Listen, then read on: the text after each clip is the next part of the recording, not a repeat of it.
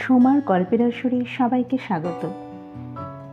আজ পড়ব শরদিন্দু বন্দ্যোপাধ্যায় রচিত ঐতিহাসিক গল্প মৃৎ প্রদীপ।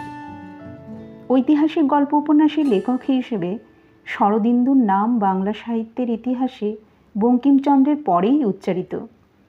ইতিহাস আশ্রিত গল্প উপন্যাসে কাহিনী ও ইতিহাস যুগপৎ জীবন্ত হয়ে উঠেছে। কথক এখানে নিজেকে জাতিস্বরের মতো ইতিহাসের সেই সময়ে নিয়ে গিয়ে উপস্থিত করেন, হয়ে ওঠেন কাহিনীর এক ঐতিহাসিক চরিত্র। গল্পের অসমাপ্ত শ্রবণে কাহিনীকারের অমর্যাদা। তাছাড়া সম্পূর্ণটা না শুনলে কাহিনীর চরিত্ররা যে মাঝপথেই থেমে যায়। তাই গল্পটি সম্পূর্ণ শোনার অনুরোধ রইল। ভিডিও লাইক শেয়ার করে আমাকে উৎসাহিত করবে। আরও অনেক ভালো লাগার গল্প উপন্যাস তোমাদের শোনাতে চাই। চ্যানেলটি সাবস্ক্রাইব করে দিলে সেই সব তোমরা শুনতে পারো। শুরু করছি গল্প মৃৎ প্রদীপ। প্রাণীতত্ত্ববিদ পণ্ডিতেরা মাটি খুঁড়িয়া অধুনালুপ্ত প্রাগৈতিহাসিক জীবের যে সকল অস্থি কঙ্কাল বাহির করেন, তাহাতে রক্ত মাংস সংযোগ করিয়া তাহার জীবিতকালের বাস্তব মূর্তিটি তৈয়ারি করিতে গিয়া অনেক সময় তাহাদিগকে নিছক কল্পনার আশ্রয় লইতে হয়। ফলে যে মূর্তি সৃষ্ট হয়, সত্যের সহিত তাহার সাদৃশ্য আছে কি না এবং থাকিলেও তাহা কত দূর, সে সম্বন্ধে মতভেদ বা বিবাদ বিসংবাদ কিছুতেই শেষ হয় না। আমাদের দেশের ইতিহাসও কতকটা ওই ভূপ্রতীত অতিকায় জন্তুর মতো। যদি বা বহু ক্লেশে সমগ্র কঙ্কালটুকু পাওয়া যায়, তাহাতে প্রাণ প্রতিষ্ঠা হওয়া দূরের কথা, তাহার সজীব চেহারাখানা যে কেমন ছিল তাহা আংশিকভাবে প্রতিপন্ন হইবার পূর্বেই বড় বড় পণ্ডিতেরা অত্যন্ত তেরিয়া হইয়া এমন মারামারি কাটাকাটি শুরু করিয়া দেন যে রথী মহারথী ভিন্ন অন্য লোকের সে কুরুক্ষেত্রের দিকে চক্ষু ফিরাইবার আর সাহস থাকে না। এবং যুদ্ধের অবসানে শেষ পর্যন্ত সেই কঙ্কালের বিভিন্ন হাড় কয়খানায় রণাঙ্গনে ইতস্তত পড়িয়া থাকিতে দেখা যায়। তাই যখনই আমাদের জন্মভূমির এই কঙ্কালসার ইতিহাসখানা আমার চোখে পড়ে, তখনই মনে হয় ইহা হইতে আসল বস্তুটির ধারণা করিয়া লওয়া সাধারণ লোকের পক্ষে কত না দুরূহ ব্যাপার। যে মৃৎ প্রদীপের কাহিনী লিখিতে বসিয়াছি, তাহারই কথা ধরি না কেন, প্রাচীন পাটলিপুত্রের যে সামান্য ধ্বংসাবশেষ খনন করিয়া বাহির করা হইয়াছে, তাহারই চারিপাশে স্বপ্নাবিষ্টের মতো ঘুরিতে ঘুরিতে জঞ্জাল স্তূপের মধ্যে এই মৃৎ প্রদীপটি কুড়াইয়া পাইয়াছিলাম। নিতান্ত একেলে সাধারণ মাটির প্রদীপের মতোই তাহার চেহারা। ক্ষয়প্রাপ্ত হইয়া প্রায় কাগজের মতো পাতলা হইয়া গিয়াছে, কিন্তু এতকাল পরেও তাহার মুখের কাছটিতে একটুখানি পোড়া দাগ লাগিয়া আছে। এই নোনা ধরা জীর্ণ বিশেষত্ব বর্জিত প্রদীপটি দেখিয়া কে ভাবিতে পারে যে উহার মুখের ওই কালির দাগটুকু একদিন ইতিহাসের একটি পৃষ্ঠাকে একেবারে কালো করিয়া দিয়াছিল এবং উহারই উত্থিত ক্ষুদ্র শিখার বহ্নিতে একটা রাজ্য পুড়িয়া ছারখার হইয়া গিয়াছিল। অনুসন্ধিৎসু ও ঐতিহাসিকেরা বোধ করি অবহেলা করিয়া এই তুচ্ছ প্রদীপটা ফেলিয়া দিয়াছিলেন, মিউজিয়ামে স্থান দেন নাই। আমি সযত্নে কুড়াইয়া আনিয়া সন্ধ্যার পর আমার নির্জন ঘরে মধু মিশ্রিত গব্য ঘৃত দিয়া উহা জ্বালিলাম। কতদিন পরে এ প্রদীপ আবার জ্বলিল। পুরাবৃত্তির কোন মশিলিপ্ত অধ্যায়কে আলোকিত করিল? বিজ্ঞ পুরাতত্ত্ববিদ পণ্ডিতেরা তাহা কোথা হইতে জানিবেন? উহার অঙ্গে তো তাম্রশাসন শিলালিপি লটকানো নাই। সে কেবল আমার এই জাতিস্বরের মস্তিষ্কের মধ্যে দূরপনেয় কলঙ্কের কালিমা দিয়া মুদ্রিত হইয়া আছে। প্রদীপ জ্বলিলে যখন ঘরের দ্বার বন্ধ করিয়া বসিলাম, তখন নিমেষ মধ্যে এক অদ্ভুত ইন্দ্রজাল ঘটিয়া গেল। স্তম্ভিত কাল যেন অতীতের সঙ্গী এই প্রদীপটাকে আবার জ্বলিয়া উঠিতে দেখিয়া বিস্মিত দৃষ্টিতে পিছু ফিরিয়া তাকাইয়া রহিল। এই পাটলিপুত্র নগর মন্ত্রবলে পরিবর্তিত হইয়া কবেকার এক অখ্যাত মগধেশ্বরের মহাস্থানীয় রাজধানীতে পরিণত হইল। আর আমার মাথার মধ্যে যে স্মৃতিপুত্তলিগুলি এতক্ষণে স্বপ্নের মতো ঘুরিয়া বেড়াইতেছিল, তাহারা সজীব হইয়া আমার সম্মুখে আসিয়া দাঁড়াইল। প্রত্যেকটি ক্ষুদ্র ঘটনা, কত নগণ্য অনাবশ্যক কথা এই বর্তিকার আলোকে দীপ্তিমান জীবন্ত স্পষ্ট হইয়া উঠিল। আমার সম্মুখ হইতে বর্তমান মুছিয়া একাকার হইয়া গেল। কেবল অতীতের বহুদূর জন্মান্তরের স্মৃতিভাস্বর হইয়া জ্বলিতে লাগিল। সেই প্রদীপ সম্মুখে ধরিয়া তাহারই আলোতে আজ এই কাহিনী লিখিতেছি। আজ হইতে 16 শতাব্দী আগেকার কথা। ক্ষুদ্র ভূস্বামী ঘটোৎকচ গুপ্তের পুত্র চন্দ্রগুপ্ত লিচ্ছবি রাজবংশে বিবাহ করিয়া শ্যালককুলের বাহুবলে পাটলিপুত্র দখল করিয়া রাজা হইলেন। রাজা হইলেন বটে, কিন্তু নামে মাত্র। পট্ট মহাদেবীর লিচ্ছবি দুহিতা কুমারদেবীর দুর্ধর্ষ প্রতাপে চন্দ্রগুপ্ত মাথা তুলিতে পারিলেন না।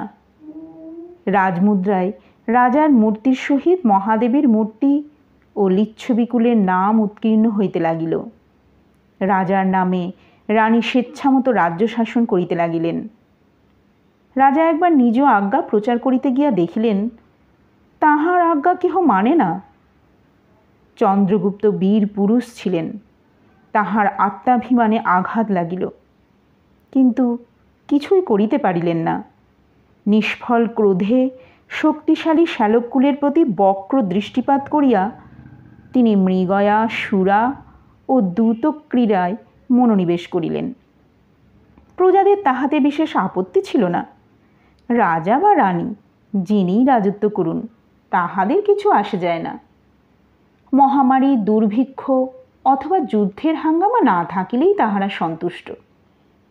কান্য বংশ লুপ্ত হইবার পর বহু বর্ষব্যাপী যুদ্ধ বিগ্রহ অন্তর্বিবাদে দেশ অতিষ্ঠ হইয়া উঠিয়াছিল। প্রকাণ্ড মগধ সাম্রাজ্য বিষ্ণুচক্রে ছিন্ন সতীদেহের ন্যায় খণ্ড খণ্ড হইয়া বহু ক্ষুদ্র রাজ্যের সমষ্টিতে দাঁড়াইয়াছিল। ক্ষুদ্র রাজারা ক্ষুদ্র কারণে পরস্পর কলহ করিয়া প্রজার দুর্গতি বাড়াইয়া তুলিয়াছিলেন। এই সমস্ত চন্দ্রগুপ্ত পাটলিপুত্র ও তাহার পারিপার্শ্বিক ভূখণ্ড অধিকার করিয়া কিছু শান্তি আনয়ন করিয়াছিলেন। শান্তিতে জীবনযাত্রা নির্বাহ করিতে পাইয়া প্রজারা তৃপ্ত ছিল। রাজা বা রানী কে প্রকৃতপক্ষে রাজ্য শাসন করিতেছেন তাহা দেখিবার তাহাদের প্রয়োজন ছিল না। যাহা হোক, তরুণী পট্টমহর্ষি একমাত্র শিশুপুত্র সমুদ্রগুপ্তকে ক্রোড়ে লইয়া রাজ অবরোধ হইতে প্রজাশাসন করিতেছেন। দেশে নিরুপদ্রব শান্তি শৃঙ্খলা বিরাজ করিতেছে। এমন সময় একদিন শরৎকালের নির্মল প্রভাতে মহারাজ চন্দ্রগুপ্ত নগরোপকণ্ঠের বনমধ্যে মৃগয়া করিতে গেলেন। মহারাজ মৃগয়ায় যাইবেন, সুতরাং পূর্ব হইতে বনমধ্যে বস্ত্রাবাস ছাউনি পড়িল। কারুকার্য খচিত রক্তবর্ণের পট্টাবাস সকল অকাল প্রফুল্ল কিংশুকগুচ্ছের ন্যায় বনস্থলী আলোকিত করিল। কিঙ্করী, নর্তকী, তাম্বুলিক, সংবাহক, সুপকার, নহাপিত প্রভৃতি বহুবিধ দাসদাসী কর্মকোলাহলী ও আনন্দ কলরবে কানন লক্ষ্মীর বিশ্রব্ধ শান্তি ভঙ্গ করিয়া দিল। তারপর যথা সময়ে পারিষদ পরিবেষ্টিত হইয়া সুরারুণ নেত্র মগধেশ্বর মৃগয়াস্থলে উপস্থিত হইলেন। প্রভাতে দ্যূতক্রিয়া ও তিত্তিরি যুদ্ধ দর্শন করিয়া চন্দ্রগুপ্ত আনন্দে কালহরণ করিলেন। দ্বীপ্রহরে পান ভোজনের পর অন্য সকলকে শিবিরে রাখিয়া মাত্র 4 জন বয়স্য সঙ্গে মহারাজ অশ্বারোহণে অরণ্য মধ্যে প্রবেশ করিলেন। বয়স্যরা সকলেই মহারাজের সমবয়স্ক যুবা, সকলেই সমান লম্পট ও উচ্ছৃঙ্খল। চাটু মিশ্রিত ব্যঙ্গ পরিহাস করিতে করিতে তাহারা মহারাজের সঙ্গে চলিল। মৃগ অন্বেষণে বিচরণ করিতে করিতে প্রায় দিবা 3য় প্রহরে এক ক্ষুদ্র স্রোতস্বিনীর কূলে সহসা তাহাদের গতি রোধ হইল। সর্বাগ্রে মহারাজ দেখিলেন তটিনীর উচ্চ তটের উপর ছিন্ন মৃণাল কুমুদিনীর মতো এক নারী মূর্তি পড়িয়া আছে। দেহে বস্ত্র কিংবা আভরণ কিছুই নাই, সম্পূর্ণ নগ্ন। কণ্ঠে, প্রকোষ্ঠে, কর্ণে অল্প রক্তচিহ্ন। দেখিলে বোঝা যায় দস্যুতে ইহার সর্বস্ব লুণ্ঠন করিয়া পলাইয়াছে। রাজা তড়িত পদে অশ্ব হইতে নামিয়া রমণী মূর্তির নিকটে গেলেন।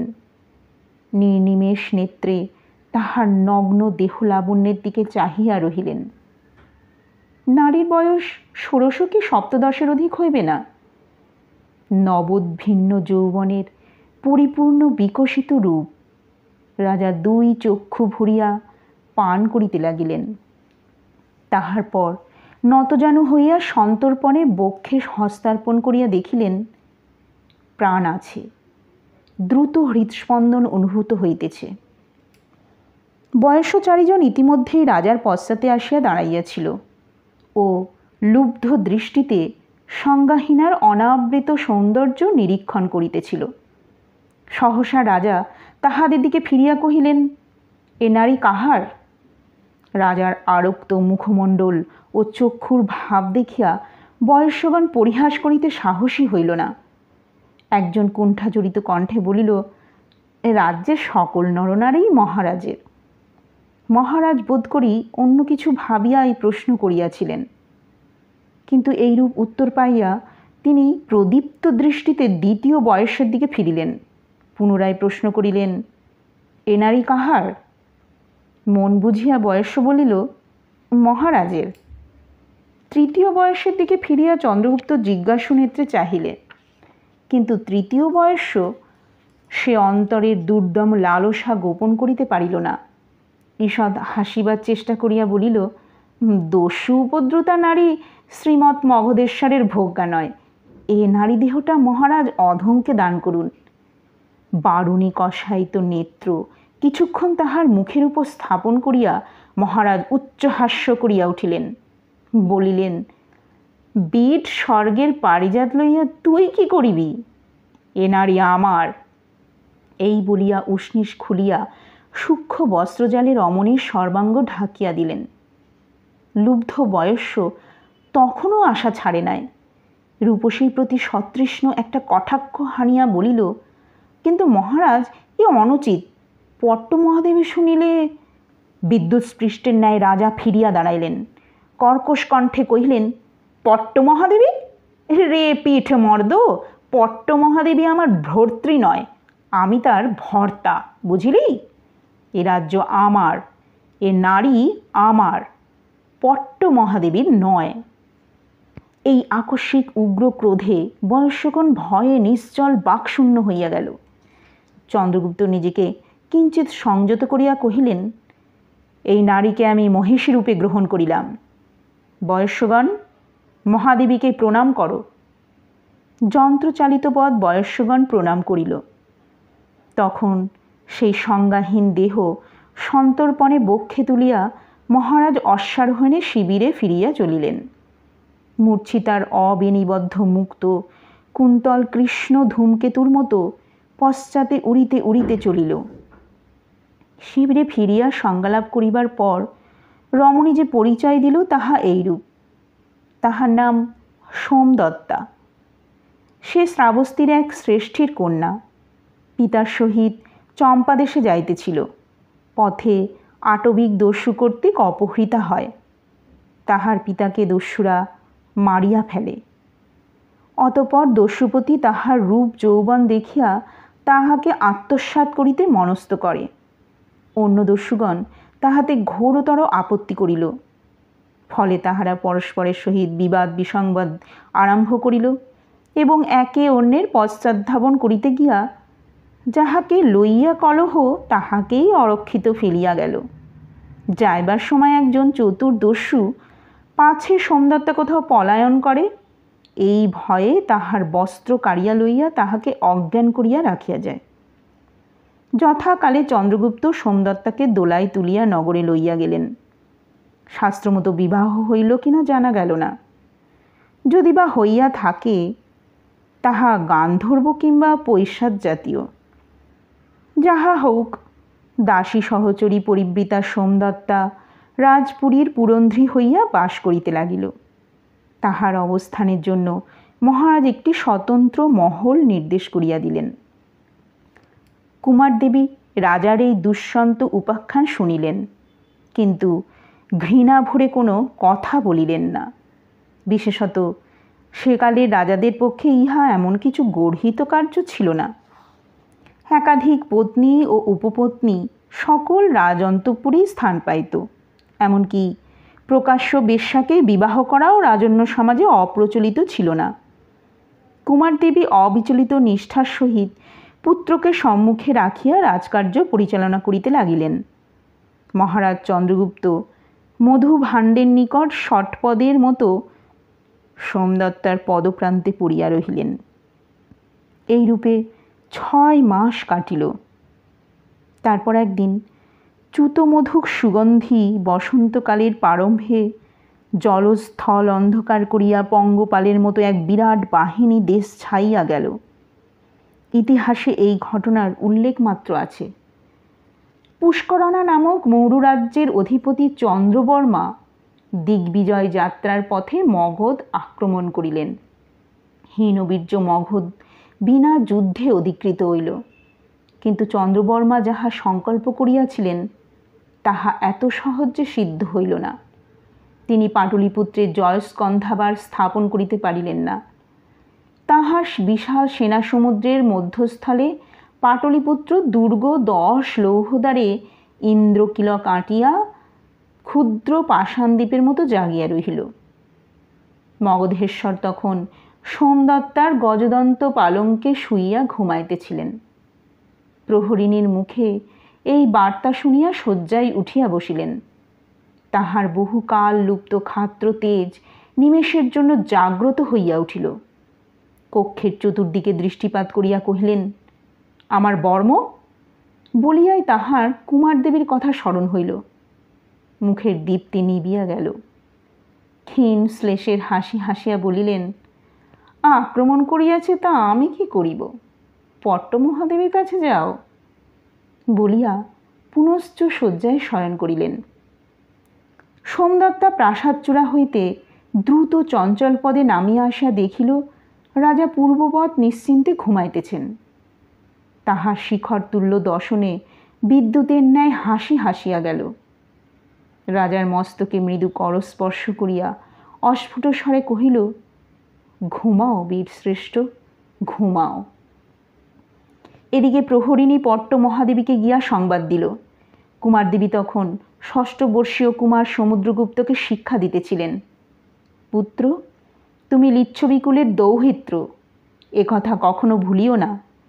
পাটলিপুত্র তোমার পাদপীঠ মাত্র।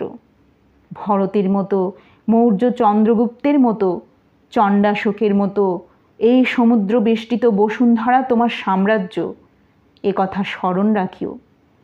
তুমি বাহুবলে গুর্জর হইতে সমতট, হিমাদ্রি হইতে অনার্য পাণ্ডদেশ পর্যন্ত পদানত করিবে। তোমার যজ্ঞীয় অশ্ব উত্তরাপথে ও দক্ষিণাপথে, আর্যবর্তে ও দাক্ষিণাত্যে সমান অপ্রতিহত হইবে। বালক রত্নখচিত ক্রীড়া কন্দুক হস্তে লইয়া গম্ভীর মুখে মাথার কথা শুনিতেছিল। এমন সময় প্রতিহারিণীর মুখে ভয়ঙ্কর সংবাদ শুনিয়া মহাদেবীর মুখ বিবর্ণ হইয়া গেল। ক্ষণকাল নিশ্চল হইয়া বসিয়া রহিলেন। একবার ইচ্ছা হইল জিজ্ঞাসা করেন, আর্যপুত্র কোথায়? কিন্তু সে ইচ্ছা নিরোধ করিয়া বলিলেন, শীঘ্র কঞ্চুকীকে মহামাত্যের কাছে পাঠাও। এখনই তাহাকে আমার সম্মুখে উপস্থিত করুক। দুর্গের দ্বার সকল রুদ্ধ হউক, বিনা যুদ্ধে মহাস্থানীয় শত্রুর হস্তে সমর্পণ করিব না। মহাদেবীর আদেশের প্রয়োজন ছিল না। মহাসচিব ও শান্তি বিগ্রহী পূর্বেই দুর্গদ্বার রোধ করিয়াছিলেন। প্রাকারে প্রাকারে ভল্লহস্তে সতর্ক প্রহরী ঘুরিতেছিল। সিংহদ্বারগুলির উপরে বৃহৎ কটাহে তৈল উত্তপ্ত হইতেছিল। লৌহজালিকা সর্বাঙ্গ আচ্ছাদিত করিয়া স্নায়ু জ্যাযুক্ত ধনুহস্তে ধানুকীগণ ইন্দ্রকোষে লুক্কায়িত থাকিয়া পরিখা পারস্থিত শত্রুর উপর বিষ বিদূষিত স্বর নিক্ষেপ করিতেছিল। প্রাকারের হস্তিন্যক্ষ মধ্যে প্রচ্ছন্ন থাকিয়া সেনানিগণ শত্রুর গতিবিধি লক্ষ্য করিতেছিল। বুভুক্ষিত কুম্ভীর দল পরীক্ষার কমল বনের মধ্যে খাদ্যান্বেষণে ইতস্তত সঞ্চরণ করিয়া ফিরিতেছিল। বাহিরে শত্রু সৈন্য মাঝে মাঝে একযোগে দুর্গদ্বার আক্রমণ করিতেছিল। তখন মকরমুখ হইতে প্রচণ্ড বেগে তপ্ত তৈল বর্ষিত হইতেছিল। আক্রমণকারীরা হতাহত সহচর দিগকে দুর্গদ্বারে ফেলিয়া ভগ্নোদ্যমে ফিরিয়া যাইতেছিল। পূর্ণ একদিন এইভাবে যুদ্ধ হইল। চন্দ্রবর্মা রণহস্তির দ্বারা দুর্গদ্বার ভাঙিয়া ফেলিবার চেষ্টা করিলেন, কিন্তু সে চেষ্টাও বিফল হইল। সর্বাঙ্গে বাণবিদ্ধ হস্তি মাহুতকে ফেলিয়া দিয়া আর্তনাদ করিতে করিতে পলায়ন করিল। চন্দ্রবর্মা দেখিলেন যুদ্ধ করিয়া দুর্গজয় সহজ নহে। তখন তাহার সৈন্য যুদ্ধে ক্ষান্ত দিয়া দুর্গ বেষ্টন করিয়া বসিল। ক্রোশের পর ক্রোশ, যোজনের পর যোজন ব্যাপ্ত করিয়া তাহাদের শিবির পড়িল। নদীতে কাতারে কাতারে তরণী আসিয়া দুর্গ প্রাকারের বাহিরে গণ্ডি রচনা করিল। পাটলিপুত্রে পিপীলিকারও আগম নিগমের পথ রহিল না। ভিতরে মহামাত্য কুমারদেবীকে গিয়া সংবাদ দিল, আশু ভয়ের কারণ নাই, কিন্তু বর্বর চন্দ্রবর্মা আমাদের অনাহারে শুকাইয়া মারিবার চেষ্টা করিতেছে। দেখা যাক কতদূর কি হয়। দিগ্বিজয়ী রণপণ্ডিত চন্দ্রবর্মার উদ্দেশ্য কিন্তু দুই প্রকার ছিল। ক্ষুদ্র দুর্বল পাটলিপুত্র অচিরাৎ দখল করিতে তিনি বড় ব্যগ্র ছিলেন না। হইলে ভালো, না হইলেও বিশেষ ক্ষতি নাই। আপাতত মগধের অন্যত্র জয়স্কন্ধাবার স্থাপন করিলেই চলিবে। কিন্তু তাহার স্থলসৈন্য বহুদূর পথ যুদ্ধ করিতে করিতে আসিয়া পরিশ্রান্ত। তাহাদের কিছুদিনের বিশ্রামের প্রয়োজন। তাই তিনি অপেক্ষাকৃত দুর্বল রাজার দেশে নিরুপদ্রবে ক্লান্তি বিনোদনের জন্য বসিলেন। গঙ্গার স্রোতে তাহার নৌবহর নোঙর ফেলিল। দুর্গবরোধ ও শ্রান্তি অপনোদন একসঙ্গেই চলিল। দুর্গ অবরোধের পঞ্চম দিবসে মহামাত্য আসিয়া রানীকে জানাইলেন যে দুর্গের খাদ্যভার কমিতে আরম্ভ করিয়েছে। শীঘ্র ইহার কিছু বিধি ব্যবস্থা করা আবশ্যক। মন্ত্রীর সহিত কুমারদেবী বহুক্ষণ পরামর্শ করিলেন। জিজ্ঞাসা করিলেন, গোপনে খাদ্য আনিবার কোনো পথ কি নাই? সচিব বলিলেন, হয়তো আছে, কিন্তু আমরা জানি না। নদীপথে খাদ্য আনা যাইতে পারিত, কিন্তু সে পথও বন্ধ। দুর্বৃত্ত চন্দ্রবর্মা নৌকা দিয়া বুঝ সাজাইয়া রাখিয়াছেন। তবে এখন উপায়? একমাত্র উপায় আছে। তারপর আরও অনেকক্ষণ পরামর্শ চলিল। শেষে মহামাত্য বিদায় লইলে পর কুমারী দেবী অলক্ষী দিয়ে প্রাসাদ শীর্ষে উঠিলেন। অঞ্চলের ভিতর হইতে রক্তচক্ষু ধূম্রবর্ণ দূত পারাবত বাহির করিয়া আকাশে উড়াইয়া দিলেন।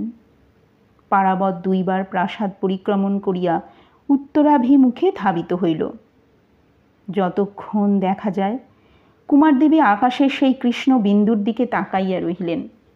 তারপর নিঃশ্বাস ফেলিয়া ধীরে ধীরে নামিয়া আসিলেন। অতঃপর আরও 8 দিন কাটিল। চন্দ্রবর্মা কোনো প্রকার যুদ্ধোদ্যম না করিয়া কেবলমাত্র পথরোধ করিয়া বসিয়া রহিলেন। ক্রমে দুর্গে খাদ্যদ্রব্য দুর্মূল্য হইতে আরম্ভ হইল। নাগরিকদের মধ্যে অসন্তোষ দেখা দিল। এইরূপে আশায় আশঙ্কায় আরও এক পক্ষ অতীত হইল। ফাল্গুন নিঃশেষ হইয়া আসিল।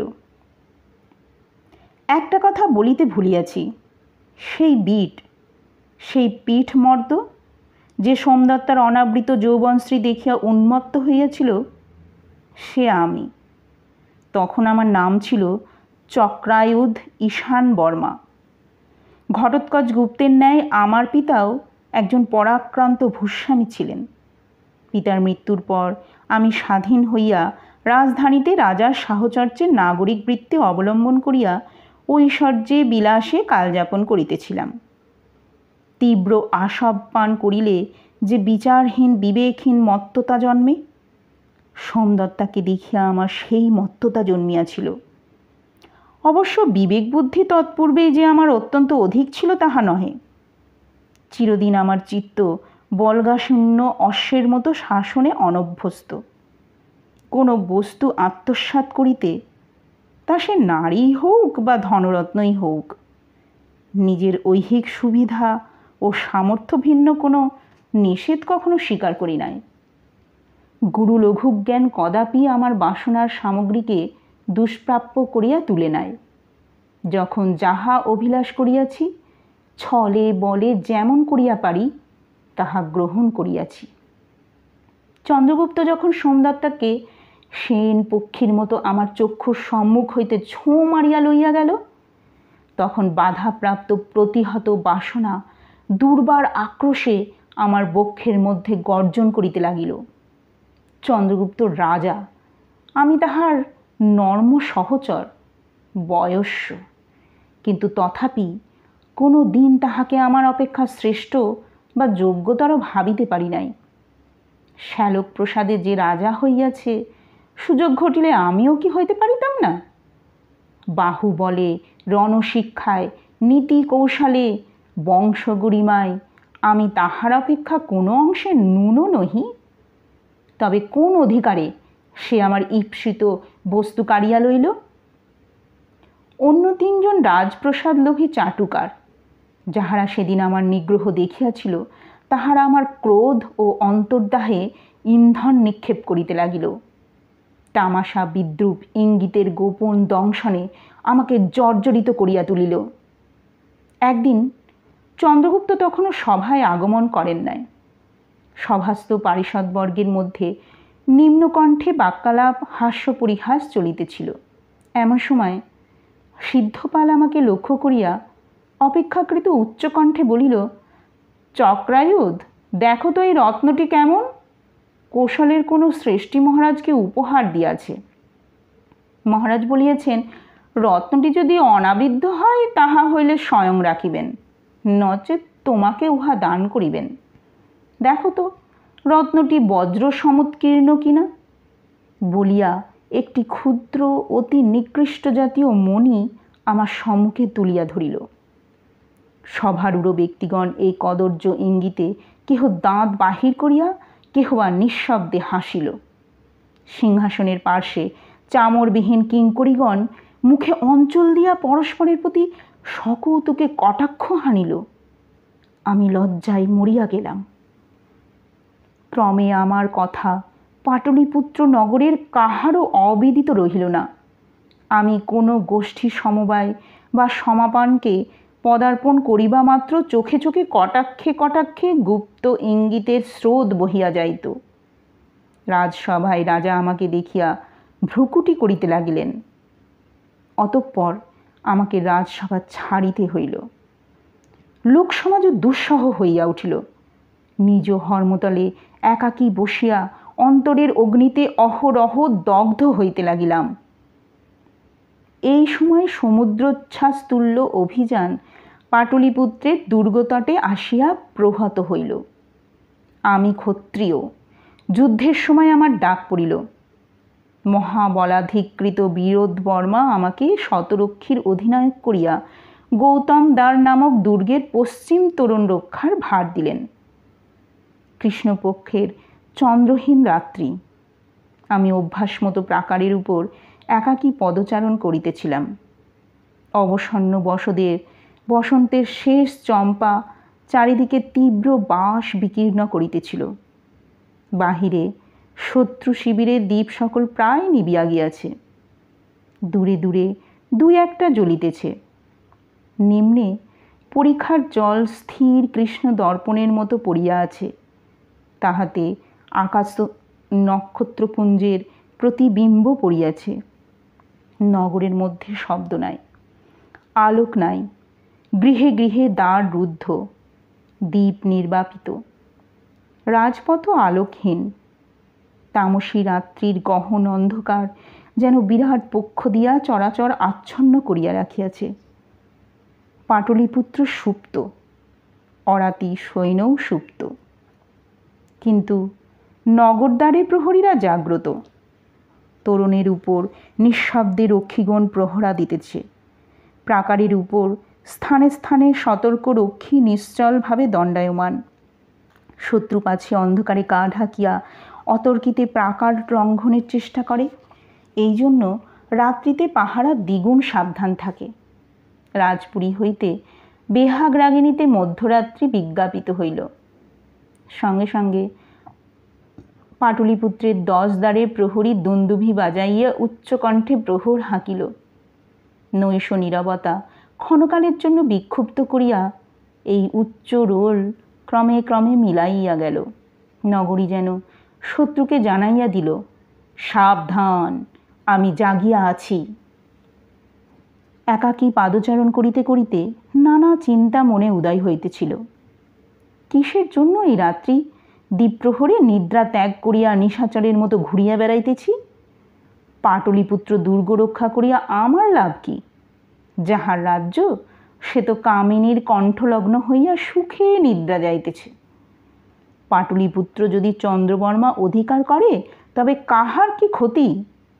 দুর্গের মধ্যে অন্নাভাবের সঙ্গে সঙ্গে রোগ দেখা দিয়াছে। মানুষ না খাইয়া মরিতে আরম্ভ করিয়াছে। বাহির হইতে খাদ্য আনয়নের উপায় নাই।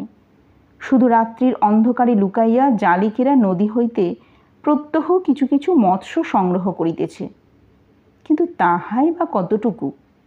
নগরীর ক্ষুধা তাহাতে মিটে না। এভাবে আর কতদিন চলিবে? অবশেষে একদিন বশ্যতা স্বীকার করিতেই হইবে। তবে অনর্থকে ক্লেশভোগ কেন? সমগ্র দেশ যখন চন্দ্রবর্মার চরণে আত্মসমর্পণ করিয়াছে, তখন পাটলিপুত্র নগর একা কয়দিন টিকিয়া থাকিবে? চন্দ্রগুপ্ত যদি রাজ্যাধিকারের যোগ্য হইত তবে সে নিজে আসিয়া নিজের রাজ্য রক্ষা করিত। আমি কেন এই অপদার্থ রাজার রাজ্য রক্ষায় সাহায্য করিতেছি? সে আমার কি করিয়াছে? আমার মুখের গ্রাস কাড়িয়া লইয়াছে, আমাকে জগতের সম্মুখে হাস্যাস্পদ করিয়াছে। সোমদত্তা, সেই দেবভোগ্যা অপ্সরা, বুঝি পুরুষের লালসা পরিতৃপ্তির জন্যই তাহার অনুপম দেহ সৃষ্ট হইয়াছিল। তাহাকে না পাইলে আমার এই অনির্বাণ তৃষ্ণা মিটিবে কি? সে এখন চন্দ্রগুপ্তের অঙ্ক সায়নি। চন্দ্রগুপ্ত কি তাহাকে বিবাহ করিয়াছে? করুক না করুক, সোমদত্তাকে আমার চাই। যেমন করিয়া পারি, যে উপায়ে পারি, সোমদত্তাকে আমি কাড়িয়া লইব। পারিব না? নারীর মন কতদিন এক পুরুষে আসক্ত থাকিবে? তখন চন্দ্রগুপ্ত তোমাকে জগতের কাছে হাস্যাস্পদ করিব। সেই আমার লাঞ্ছনার যোগ্য প্রতিশোধ হইবে। এই সর্বগ্রাসী চিন্তা মনকে এমনই আচ্ছন্ন করিয়াছিল যে অজ্ঞাতসারে গৌতম দ্বার হইতে অনেকটা দূরে আসিয়া পড়িয়াছিলাম। প্রাকারের এই অংশ রাত্রিকালে স্বভাবতই অতিশয় নির্জন। এই স্থানের দুর্গ প্রাচীর এতই দুরধিগম্য যে প্রহরীরা স্থাপনেরও প্রয়োজন হয়নি।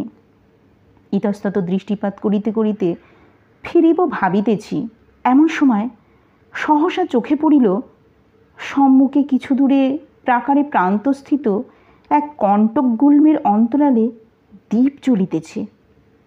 পাছে বাহির হইতে শত্রু দুর্গ প্রাচীরে আরোহণ করে। এজন্য প্রাচীর গাত্রে সর্বত্র কাঁটা গাছ রোপিত থাকিত। কখনো কখনো এই সকল কাঁটা গাছ প্রাকার শীর্ষ ছাড়াইয়া মাথা তুলিত। সেইরূপ দুইটি ঘন পল্লবিত কণ্টকতরুর মধ্যস্থিত ঝোপের ভিতর প্রদীপ জ্বলিতেছে দেখিলাম। প্রদীপ কখনো উঠিতেছে, কখনো মণ্ডালাকারে আবর্তিত হইতেছে। কেহ যেন একান্তে দাঁড়াইয়া কোনো অদৃশ্য দেবতার আরতি করিতেছে।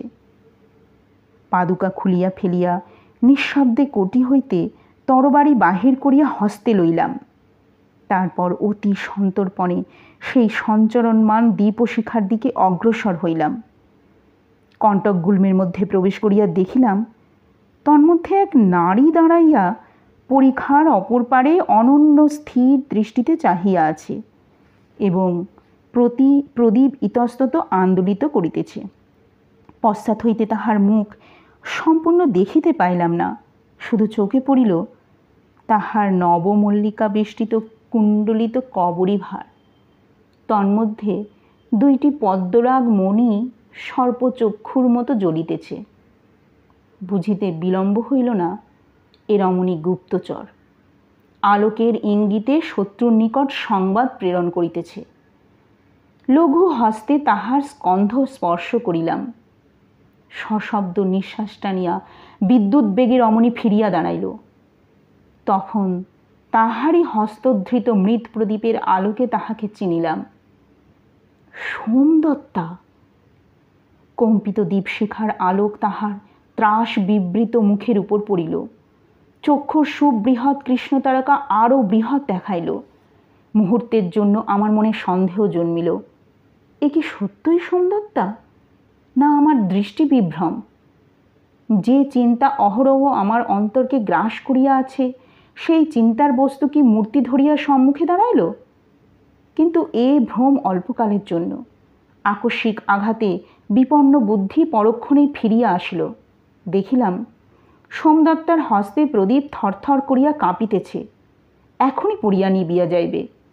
আমি তরবারি কোষবদ্ধ করিয়া তাহার হাত হইতে প্রদীপ লইলাম।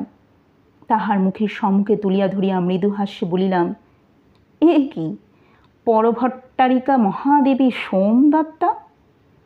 সোমদত্তা ভয়সূচক অস্ফুট ধ্বনি করিয়া নিজ বক্ষে হস্তার্পণ করিল।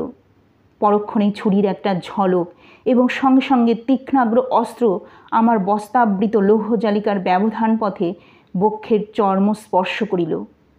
ভিতরে লৌহজালিকা না থাকিলে সোমদত্তার হস্তে সেদিন আমার প্রাণ যাইত। আমি ক্ষিপ্র হস্তে ছুরিকা কাড়িয়া লইয়া নিজ কটিতে রাখিলাম। তারপর সবলে দুই বাহু দিয়া তাহাকে বক্ষে চাপিয়া ধরিলাম। তাহার কর্ণে কহিলাম, সোমদত্তা, কুহকিনী, আজ তোমাকে পাইয়াছি। তৈলপ্রদীপ মাটিতে পড়িয়া নিবিয়া গেল। জালবদ্ধা ব্যাঘ্রীর মতো সোমদত্তা আমার বাহু মধ্যে যুদ্ধ করিতে লাগিল। নখ দিয়া আমার মুখ ছিঁড়িয়া দিল। আমি আরও জোরে তাহাকে বুকে চাপিয়া ধরিয়া বলিলাম, ভালো ভালো, তোমার নখর ক্ষত কাল চন্দ্রগুপ্তকে দেখাইব। সহসা সোমদত্তার দেহ শিথিল হইয়া এলাইয়া পড়িল। অন্ধকারে ভাবিলাম বুঝি মূর্ছা গিয়াছে।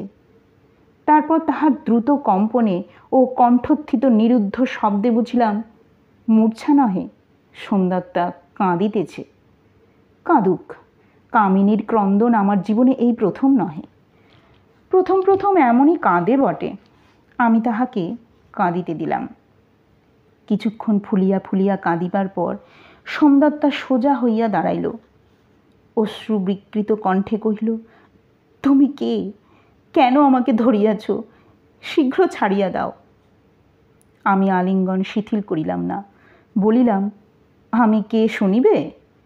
আমি চক্রায়ুধ ঈশান বর্মা, তোমার চন্দ্রগুপ্তের বয়স্য, উপস্থিত দুর্গ তোরণের রক্ষক।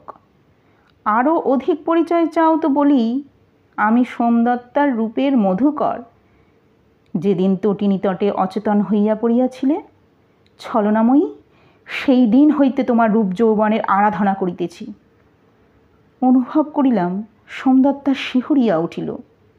আমি বলিলাম, চিনিয়াছ দেখিতেছি। হ্যাঁ, আমি সেই বীট যে স্বর্গের পারিজাত দেখিয়া লুব্ধ হইয়াছিল। সোমদত্তা কহিল, পাপিষ্ঠ, আমাকে ছাড়িয়া দাও, নচেত রাজ আদেশে তোমার মুণ্ড যাইবে। আমি হাসিয়া বলিলাম, পাপিষ্ঠা, তোমাকে ছাড়িব না। ছাড়িয়া দিলে পট্ট মহাদেবের আদেশে আমার মুণ্ড যাইতে পারে। তুমি নিশীথ সময়ে রাজপুরী ছাড়িয়া কি জন্য বাহিরে আসিয়াছ?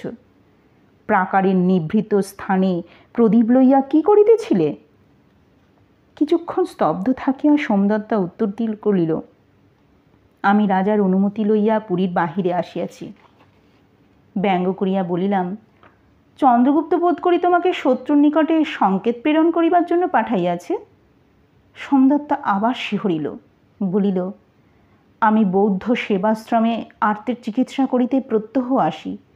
রাজার অনুমতি আছে, আজও আসিয়াছি। প্রাকারের উপর এতক্ষণ কোন আর্তের চিকিৎসা করিতেছিলে? প্রাকারের উপর আহত কেহ আছে কিনা দেখিতে আসিয়াছিলাম। ভালো, আজ রাত্রিতে আমার নিকট বন্দিনী থাকো, কাল চন্দ্রগুপ্তকে এই কথা বলিও। প্রহরী ডাকি? সোমদত্তার নীরব, মুখে কথা নাই। আমি পুনরায় কহিলাম, কি বলো, প্রহরী ডাকি? অবরুদ্ধ কণ্ঠে সোমদত্তা কহিল, তুমি যাহা চাও দিব, আমাকে ছাড়িয়া দাও। আমি বলিলাম, যাহা চাই তাহা এখন জোর করিয়া লইব, তোমার দানের অপেক্ষা রাখি না। ভীত অস্পষ্ট কণ্ঠে সে জিজ্ঞাসা করিল, কি চাও? তোমাকে। সোমদত্তা পুনরায় আমার আলিঙ্গন মুক্ত হইবার জন্য প্রাণপণে চেষ্টা করিতে লাগিল। শেষে বিফল হইয়া আমার বক্ষের উপর সবলে করাঘাত করিতে করিতে বলিতে লাগিল, আমাকে ছাড়িয়া দাও, ছাড়িয়া দাও, ছাড়িয়া দাও। আমি রাজমহিষী, আমার উপর অত্যাচার করিলে তুমি শুলে যাইবে।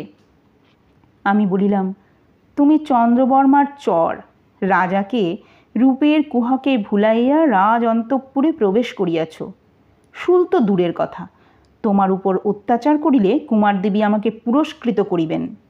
মনে রাখিও, তুমি তাঁর সপত্নী। সোমদত্তা কাঁদিয়া উঠিল, দয়া করো, আমি রাজার স্ত্রী। তুমি গুপ্তচর। তখন সোমদত্তা আমার বক্ষের উপর নিঃসহায়ে মাথা রাখিয়া কাঁদিতে লাগিল। এত কাঁদিল যে বোধ করি পাষাণও দ্রব্য হইয়া যাইত। কিন্তু আমি লোভে নিষ্ঠুর, তাহার অশ্রু আমাকে দ্রব্য করিতে পারিল না। কাঁদিতে কাঁদিতে সোমদত্তা জিজ্ঞাসা করিল, দয়া করিবে না? আমি বলিলাম, এইটুকু দয়া করিতে পারি, আমি যাহা চাই তাহা স্বেচ্ছায় যদি দাও, তবে চন্দ্রগুপ্ত কিছু জানিবে না। ব্যাকুল হইয়া সোমদত্তা কহিল, আমি সেরূপ স্ত্রীলোক নই। চন্দ্রগুপ্ত আমার স্বামী, আমি তাহাকে ভালোবাসি। শুনো, আমি চন্দ্রবর্মার গুপ্তচর, একথা সত্য। তাহারই কার্যসিদ্ধির জন্য মগধে আসিয়াছিলাম, কিন্তু তখন জানিতাম না ভালোবাসার স্বাদ পাই নাই। আজ আমি স্বামীর রাজ্য পরের হস্তে তুলিয়া দিবার যত্ন করিতেছি। কেন করিতেছি তাহা তুমি বুঝিবে না, কিন্তু স্বরূপ বলিতেছি, আমি তাহাকে ভালোবাসি। আমার চোখে তিনি ভিন্ন অন্য পুরুষ নাই। তুমি আমাকে দয়া করো, মুক্তি দাও। আমি শপথ করিতেছি, চন্দ্রবর্মা পাটলিপুত্র অধিকার করিলে আমি তোমাকে কাশী, কৌশল, চম্পা, গৌড়, যে রাজ্য চাও তাহার সিংহাসনে বসাইব। চন্দ্রবর্মা আমাকে স্নেহ করেন, আমার ইয়াজ্ঞা কখনো নিষ্ফল হইবে না। কিন্তু চন্দ্রবর্মা যদি পাটলিপুত্র অধিকার করিতে না পারেন, এমন কখনো হইতে পারে না। বুঝিলাম, কিন্তু একটা কথা জিজ্ঞাসা করি, তুমি যদি চন্দ্রগুপ্তকে সত্যই ভালোবাসো, তবে তাহার সর্বনাশ করিতেছ কেন? কিছুক্ষণ নীরব থাকিয়া সোমদত্তা বলিল, চন্দ্রবর্মা আমার পিতা। ঘোর বিস্ময়ে কহিলাম, তুমি চন্দ্রবর্মার কন্যা? অধমুখে সোমদত্তা কহিল, হ্যাঁ, কিন্তু বারাঙ্গানার গর্ভজাতা। বুঝিয়াছি, তুমি নরাধাম, কিছু বুঝো নাই। আমি শৈশব হইতে রাজ অন্তঃপুরে পালিতা। ভালো, তাহাও বুঝিলাম। বুঝিলাম যে পিতার জন্য তুমি স্বামীর সর্বনাশ করিতে প্রস্তুত, কিন্তু আমার কথাও তুমি বুঝিয়া লও, আমি গৌড় চাহি না, চম্পা চাহি না, কাশী কৌশল কিছুই চাহি না, আমি তোমাকে চাই। অস্বীকার করিলে কোনো ফল হইবে না, উপরন্তু চন্দ্রগুপ্ত তোমার এই অভিসার কথা জানিতে পারিবে। সোমদত্তা কম্পিত স্বরে কহিল, ইচ্ছা হয় আমাকে হত্যা করিয়া ওই পরীক্ষার জলে ফেলিয়া দাও, আমি কোনো কথা কহিব না, কিন্তু মহারাজকে এ কথা বলিও না। পুরুষের মন সর্বদা সন্দিগ্ধ, তিনি আমার প্রকৃত অভিপ্রায় বুঝিবেন না, আমাকে অবিশ্বাস করিবেন। স্বীকার করো, বলিবে না? নারী চরিত্র কে বুঝিবে? কহিলাম, উত্তম, বলিব না, কিন্তু আমার পুরস্কার? সোমদত্তা নীরব। আবার জিজ্ঞাসা করিলাম, আমার পুরস্কার? তথাপি সোমদত্তা মৌন। আমি তখন ক্ষিপ্ত, নির্মম পীড়নে তাহার দেহলতা বিমথিত করিয়া অধরে চুম্বন করিলাম। বলিলাম, সোমদত্তা, তোমার রূপের আগুনে আজ আপনাকে আহুতি দিলাম।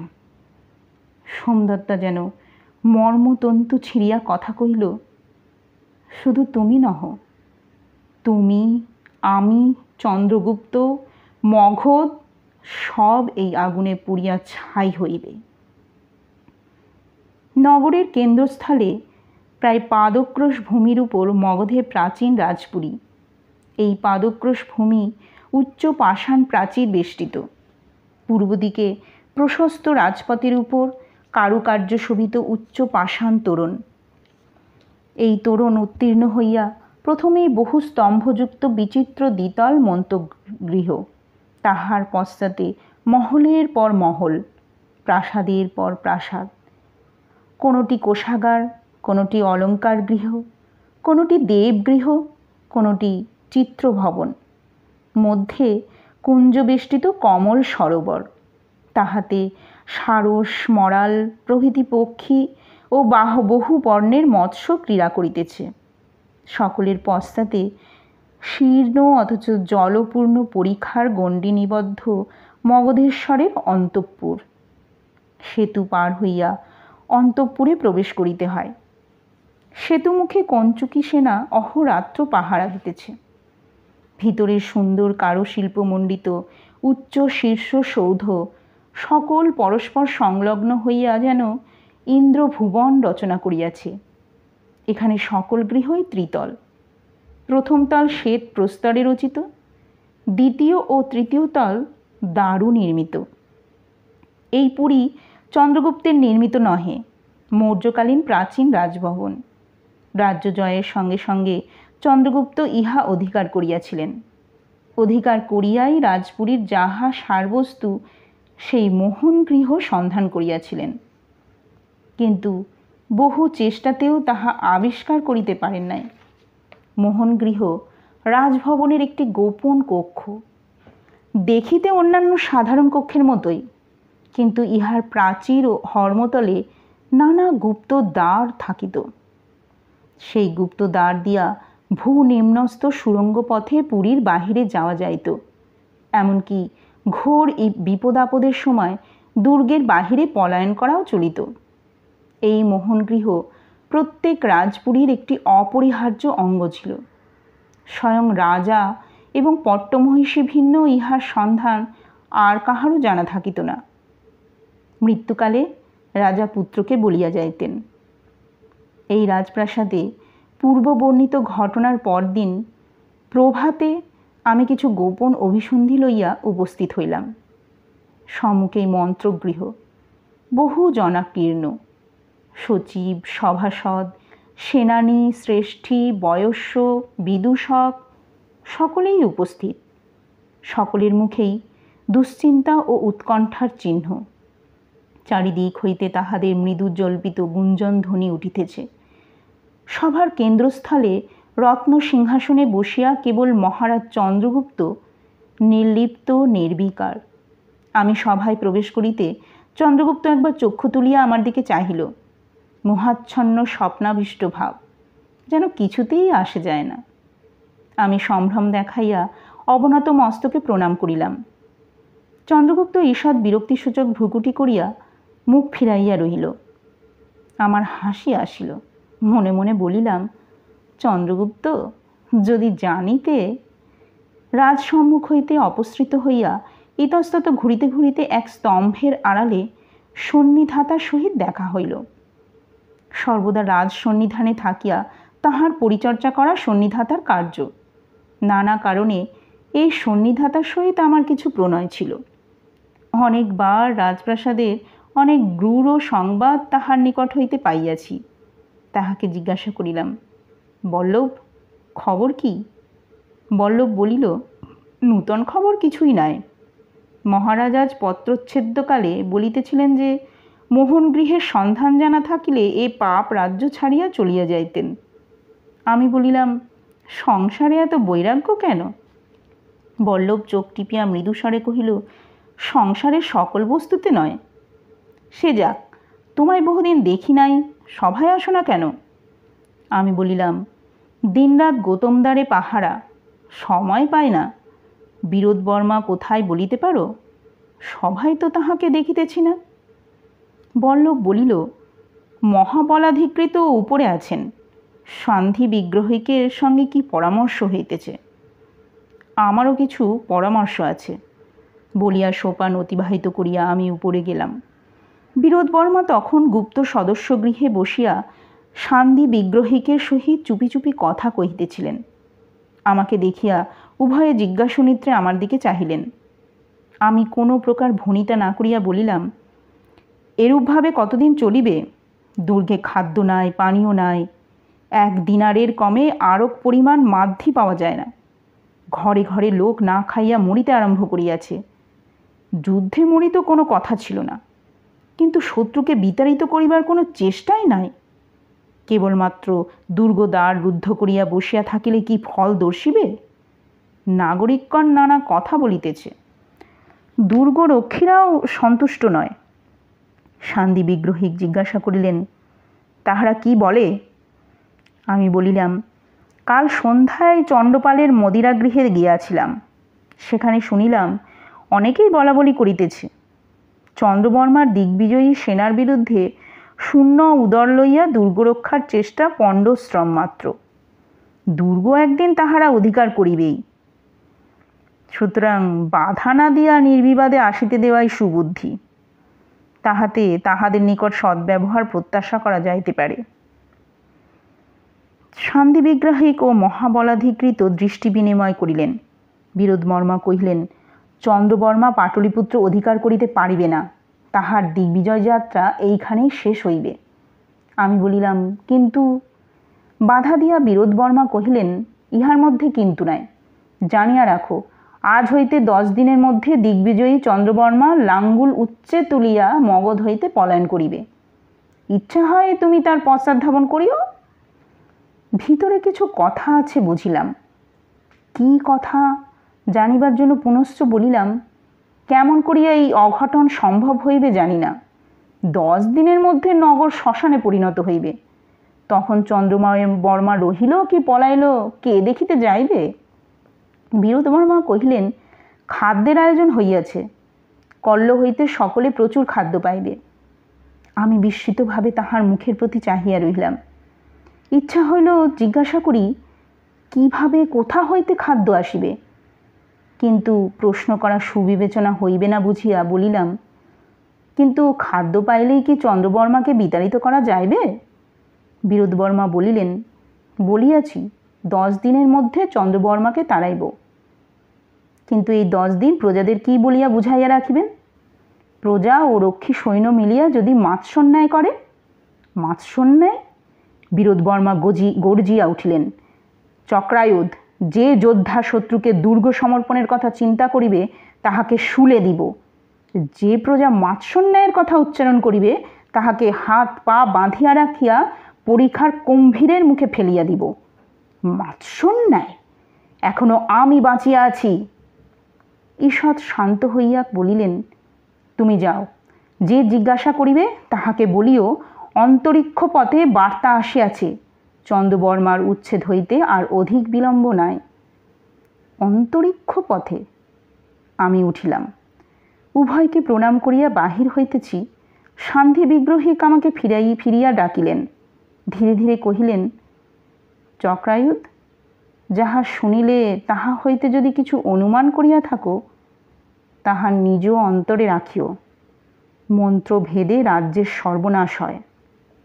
যথা আজ্ঞা বলিয়া মনে মনে হাসিয়া আমি বিদায় লইলাম। সেই রাত্রিতে মধ্যযাম ঘোষিত হইবার পর সোমদত্তা আবার আসিল। গত রাত্রির সংকেত স্থানে আমি পূর্ব হইতেই উপস্থিত ছিলাম। প্রদীপ হস্তে করিয়া ভুবন মোহিনীর ন্যায় আমার সম্মুখে আসিয়া দাঁড়াইল। আমি 2 বাহু প্রসারিত করিয়া তাহাকে বুকে টানিয়া লইলাম। সোমদত্তা ভুবন মোহন হাসিয়া আমার আলিঙ্গনে আত্মসমর্পণ করিল। 1 রাত্রির মধ্যে কি পরিবর্তন! নারীর মন এমনই বটে। কাল যে ধর্মের জন্য যুদ্ধ করিতেছিল, আজ সে নাগরের প্রেমে পাগল। আমি এমন অনেক দেখিয়াছি, তাই বিস্মিত হইলাম না। স্ত্রী জাতি যখন দেখে কুল গিয়াছে, তখন প্রাণপণে নাগরকে ধরিয়া থাকে। 2 কুল হারাইয়া ইতনষ্ট শতভ্রষ্ট হইতে চাহে না। আমি বলিলাম, সোমদত্তা, চন্দ্রগুপ্ত ভিন্ন অন্য পুরুষ পৃথিবীতে আছে কি? সোমদত্তা দুই মৃণাল ভুজে আমার কণ্ঠ বেষ্টন করিয়া মুখের অত্যন্ত নিকটে মুখ আনিয়া মৃদু সলজ্জ স্বরে কহিল, আগে জানিতাম না, এখন বুঝিয়াছি, তুমি ভিন্ন জগতে অন্য পুরুষ নয়। সোমদত্তার কথা, তাহার স্পর্শ, তাহার দেহ সৌরভ আমার সর্বাঙ্গ ঘিরিয়া হর্ষের প্লাবন আনিয়া দিল। অনির্বচনীয় সুখের মাদকতা মস্তিষ্কে যেন অবশ করিয়া ফেলিল। সৃষ্টির আরম্ভ হইতে এমনই বুঝি নারী পুরুষকে বশ করিয়া রাখিয়াছে। আমি বলিলাম, সোমদত্তা, প্রিয়তমে, তোমাকে আমি সমগ্রভাবে অনন্যভাবেই চাই। রাত্রিতে চোরের মতো লুকাইয়া এই ক্ষণিকের মিলন, ইহাতে আমার হৃদয় পূর্ণ হইতেছে না। সোমদত্তা আমার স্কন্ধে মস্তক রাখিয়া দীর্ঘশ্বাস মোচন করিয়া বলিল, তাহা কি করিয়া হইবে প্রাণাধিক? আমি যে রাজপুরীর পুরন্ধ্রী, চন্দ্রগুপ্তের বনিতা। বহুক্ষণ দুজনে নীরব রহিলাম। সোমদত্তার মতো নারীকে যে পায় নাই, সে জানে না তাহার জন্য পুরুষের মনে কি তীব্র, কি দুর্বার আকাঙ্ক্ষা জাগিতে পারে। আমিও যতদিন তাহাকে দূর হইতে কামনা করিয়াছিলাম, ততদিন তাহার এই দুর্নিবার শক্তি অনুভব করি নাই। সোমদত্তাকে লাভ করিবার বাসনা অপেক্ষা তাহাকে একান্তে নিজস্ব করিয়া ভোগ করিবার আকাঙ্ক্ষা শত গুণ প্রবল। তাহার মধ্যে এমন একটা আকর্ষণ আছে, যাহা তাহার অলৌকিক যৌবনশ্রীরও অতীত, যাহা ভোগে অবসাদে আসে না, ঘৃতাহুতির ন্যায় কামনার অগ্নিকে আরও বাড়াইয়া তুলে। সোমদত্তার ন্যায় নারীর জন্য পুরুষ ইহকাল পরকাল অকাতরে বিসর্জন করিতে পারে, হিতাহিত জ্ঞান শূন্য হয়, সৃষ্টি রসাতলে পাঠাইতে তিল মাত্র দ্বিধা করে না। শত্রুর নিকট কাল কি সংকেত পাঠাইতেছিলে? সোমদত্তা আমার স্কন্ধ হইতে মস্তক তুলিল, আমার মুখের উপর দুই চক্ষু পাতিয়া যেন অন্তরের অন্তঃস্থল পর্যন্ত অন্বেষণ করিয়া লইল। সেখানে কি দেখিল জানি না। বলিল, দুর্গের দুই একটা কথা জানাইতেছিলাম। তাহা না বলিলেও বুঝিয়াছি। কি কথা? নগরে খাদ্য নাই, এই সংবাদ দিতেছিলাম। আমি বলিলাম, ভুল সংবাদ দিয়াছ, কাল প্রভাত হইতে নগরে আর অন্নাভাব থাকিবে না। সোমদত্তা চমকিত হইয়া বলিল, সে কি? কোথা হইতে খাদ্য আসিবে? আমি বলিলাম, তাহা জানি না, বোধহয় কোনো সুড়ঙ্গ আবিষ্কৃত হইয়াছে, সেই পথে বাহির হইতে খাদ্যাদি আসিবে। সুড়ঙ্গ? কোথায় সুড়ঙ্গ?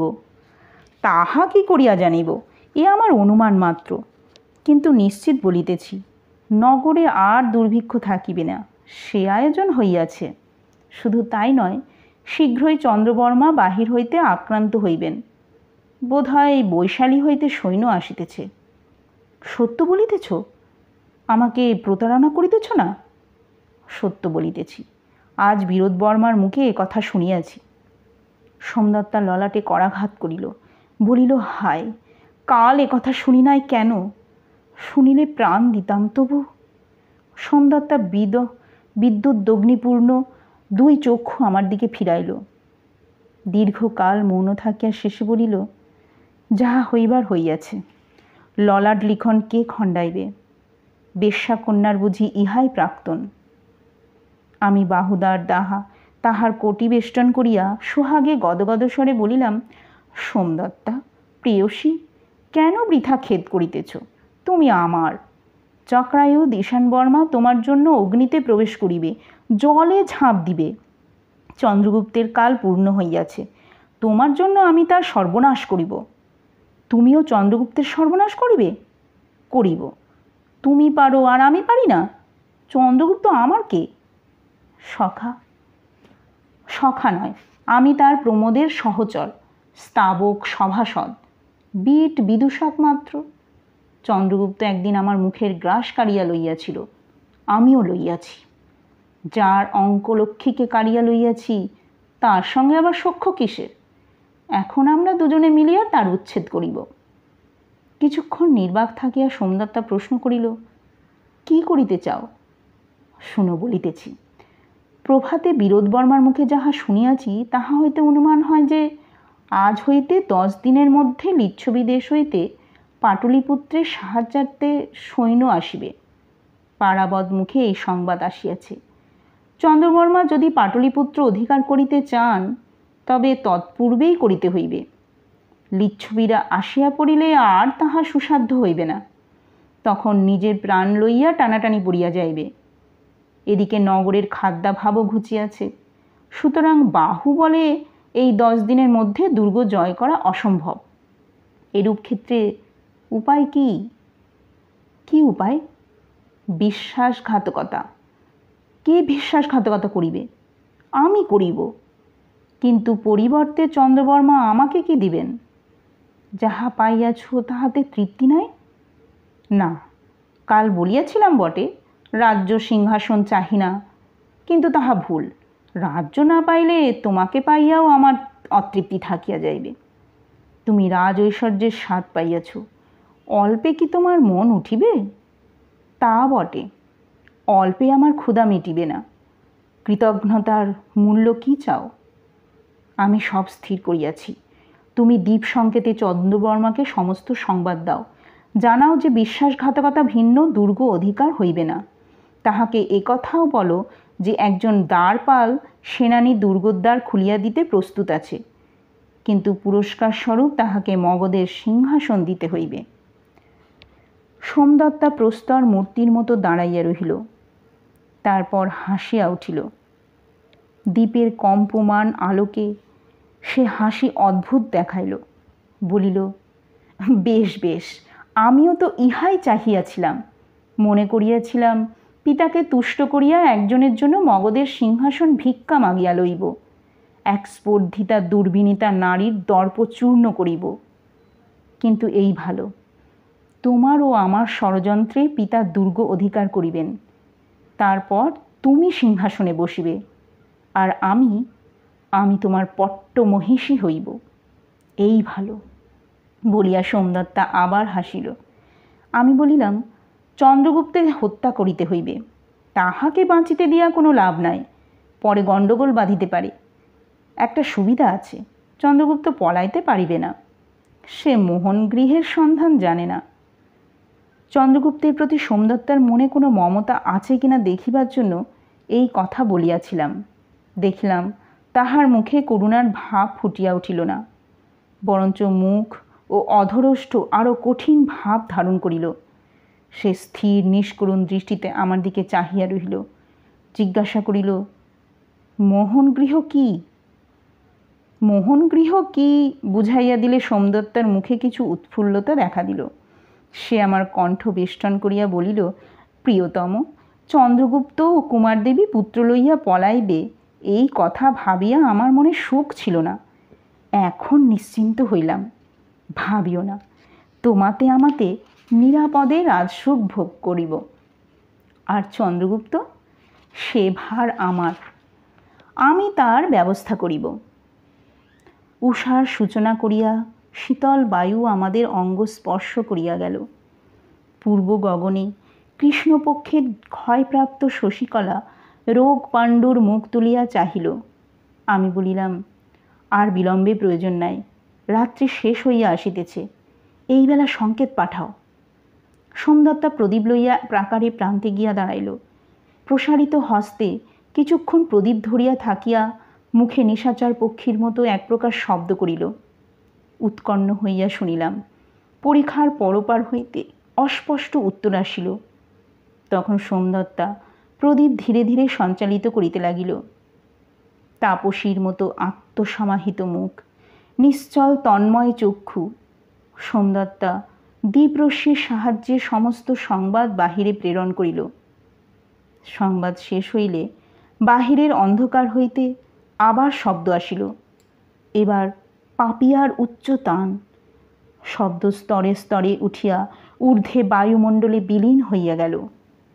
সোমদত্ত প্রদীপ নামাইয়া বলিল, কল্ল উত্তর পাইব।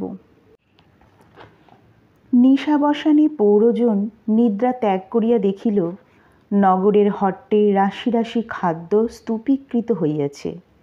ঘৃত, তৈল, শালিতণ্ডুল, গোধূম, চনক, শাক সবজি কোনো বস্তুরই অভাব নাই। কোথা হইতে খাদ্য আসিল কেহ জানিল না। শুধু দেখা গেল বুদ্ধ তথাগতের পাষাণময় বিহারের অভ্যন্তর হইতে এই খাদ্যস্রোত নিঃসৃত হইতেছে। নাগরিকগণ ঊর্ধ্বকণ্ঠে সৌগতের জয় ঘোষণা করিতে করিতে হট্টের অভিমুখে ছুটিল। মহারাজ চন্দ্রগুপ্ত তখন মল্লগৃহের সুচিক্কণ শীতল মণিকুট্টমের উপর শয়ান ছিলেন। দুইজন নহাপিত সুগন্ধি তৈল দ্বারা তাঁহার হস্তপদাদি মর্দন করিয়া দিতেছিল। নাগরিকদের এই আনন্দ নিনাদ তাঁহার কর্ণে প্রবেশ করিল। তিনি মুদিত চক্ষু ঈষণমাত্র উন্মীলিত করিয়া জিজ্ঞাসা করিলেন, বল্লভ, কিসের চিৎকার? চন্দ্রবর্মা কি দুর্গে প্রবেশ করিল? সন্নিধাতা বল্লভ সুবর্ণস্থলীর উপর স্ফটিকা পাত্রপূর্ণ ফলান্ম রস লইয়া অধীরে দাঁড়াইয়াছিল। মহারাজ স্নানান্তে পান করিয়া শরীর স্নিগ্ধ করিবেন। সে বলিল, না অজ্জ, বহুদিন পরে পৌরজন খাদ্য পাইয়াছে, তাই মহারাজের জয়ধ্বনি করিতেছে। চন্দ্রগুপ্ত জিজ্ঞাসা করিলেন, খাদ্য কোথা হইতে আসিল? বল্লভ সবিশেষ জানিত না, তথাপি মহারাজের কথার উত্তর দিতে হইবে। বলিল, বিহার মধ্যে খাদ্য সঞ্চিত ছিল, ভিক্ষুগণ তাহাই বিতরণ করিতেছেন। মহারাজ আর প্রশ্ন করিলেন না, পুনশ্চ চক্ষু মুদিত করিয়া কহিলেন, ভালো, মহাদেবীকে সমাচার দাও। তিনি প্রকৃতিপুঞ্জের জন্য বড়ই ব্যাকুল হইয়াছিলেন। মহারাজের গূঢ় শ্লেষ বল্লভ অনুধাবন করিল না। মহাদেবী বলিতে প্রেয়সী সোমদত্তাকেই বুঝিল। যথা আজ্ঞা বলিয়া বাহিরে গেল। বাহিরে গিয়া দেখিল অসংবৃত কুন্তলা এক তরুণী দাসী দ্রুত পদে বহির্মুখে যাইতেছে। বল্লভ ইঙ্গিত করিয়া তাহাকে কাছে ডাকিল। বলিল, জয়ন্তী, তোমার কেশবেশ যেরূপ বিশ্বস্ত, বাহিরে গেলে লোকে নিন্দা করিবে। জয়ন্তী মথিত কজ্জল চক্ষু মর্জনা করিয়া কহিল, কি প্রয়োজন তাই বলো না, রসিকতার সময় নাই, আমি কাজে যাইতেছি। বল্লভ বলিল, কাজ পরে করিও, এখন অন্দরে ফিরিয়া যাও, বলিয়া তাহার মুখে সংবাদ পাঠাইয়া দিল। জয়ন্তী সংবাদ লইতে আসিতেছিল, ফিরিয়া গিয়া সোমদত্তাকে সকল কথা জানাইল। সোমদত্তা তখন শীতল হর্মতলে পড়িয়া দুই বাহুর উপর মুখ রাখিয়া চিন্তা করিতেছিল। কি গহন, কি কুটিল তাহার চিন্তা, তাহা কে বলিবে। দাসীর কথা শুনিয়া সে উঠিয়া বসিল। দুই চক্ষু কালিমা বেষ্টিত হইয়া যেন আরও উজ্জ্বল, আরও প্রভাময় হইয়াছে। শিশিরকালের প্রস্ফুট হিম চম্পকের ন্যায় কপল দুইটি পাণ্ডুর, রূপের বুঝি অন্ত নাই। দাসী এই ক্লান্ত সন্তপ্ত সৌন্দর্যের সম্মুখ হইতে বোধ করি লজ্জা পাইয়া ধীরে ধীরে সরিয়া যাইতেছিল। সোমদত্তা ডাকিল, জয়ন্তী।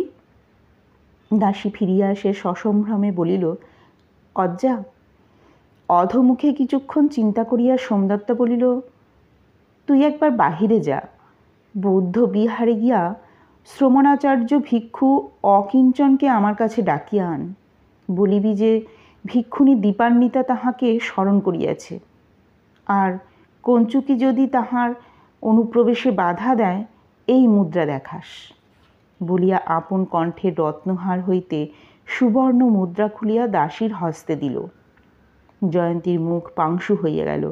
সে ভীত কণ্ঠে বলিল, কিন্তু অজ্জা, কুমারদেবী জানিতে পারিলে। সোমদত্তা কহিল, ত্যক্ত করিস না, যা বলিলাম কর। জয়ন্তী প্রস্থান করিল। মনে মনে বলিতে বলিতে গেল, তোমার আর কি, অন্দরে বৌদ্ধ ভিক্ষু ডাকিয়াছি শুনিলে পট্টদেবী আমার মাথাটি খাইবেন। ভিক্ষু অকিঞ্চনকে লইয়া যখন জয়ন্তী ফিরিল, তখন সোমদত্তা স্নান করিয়া শুদ্ধ শুচি হইয়া বসিয়াছে। ললাটে কুমকুম তিলক পড়িয়াছে, বক্ষে কাঁচুলি বাঁধিয়া উচ্ছল দেহলাবণ্য সংযত করিয়াছে।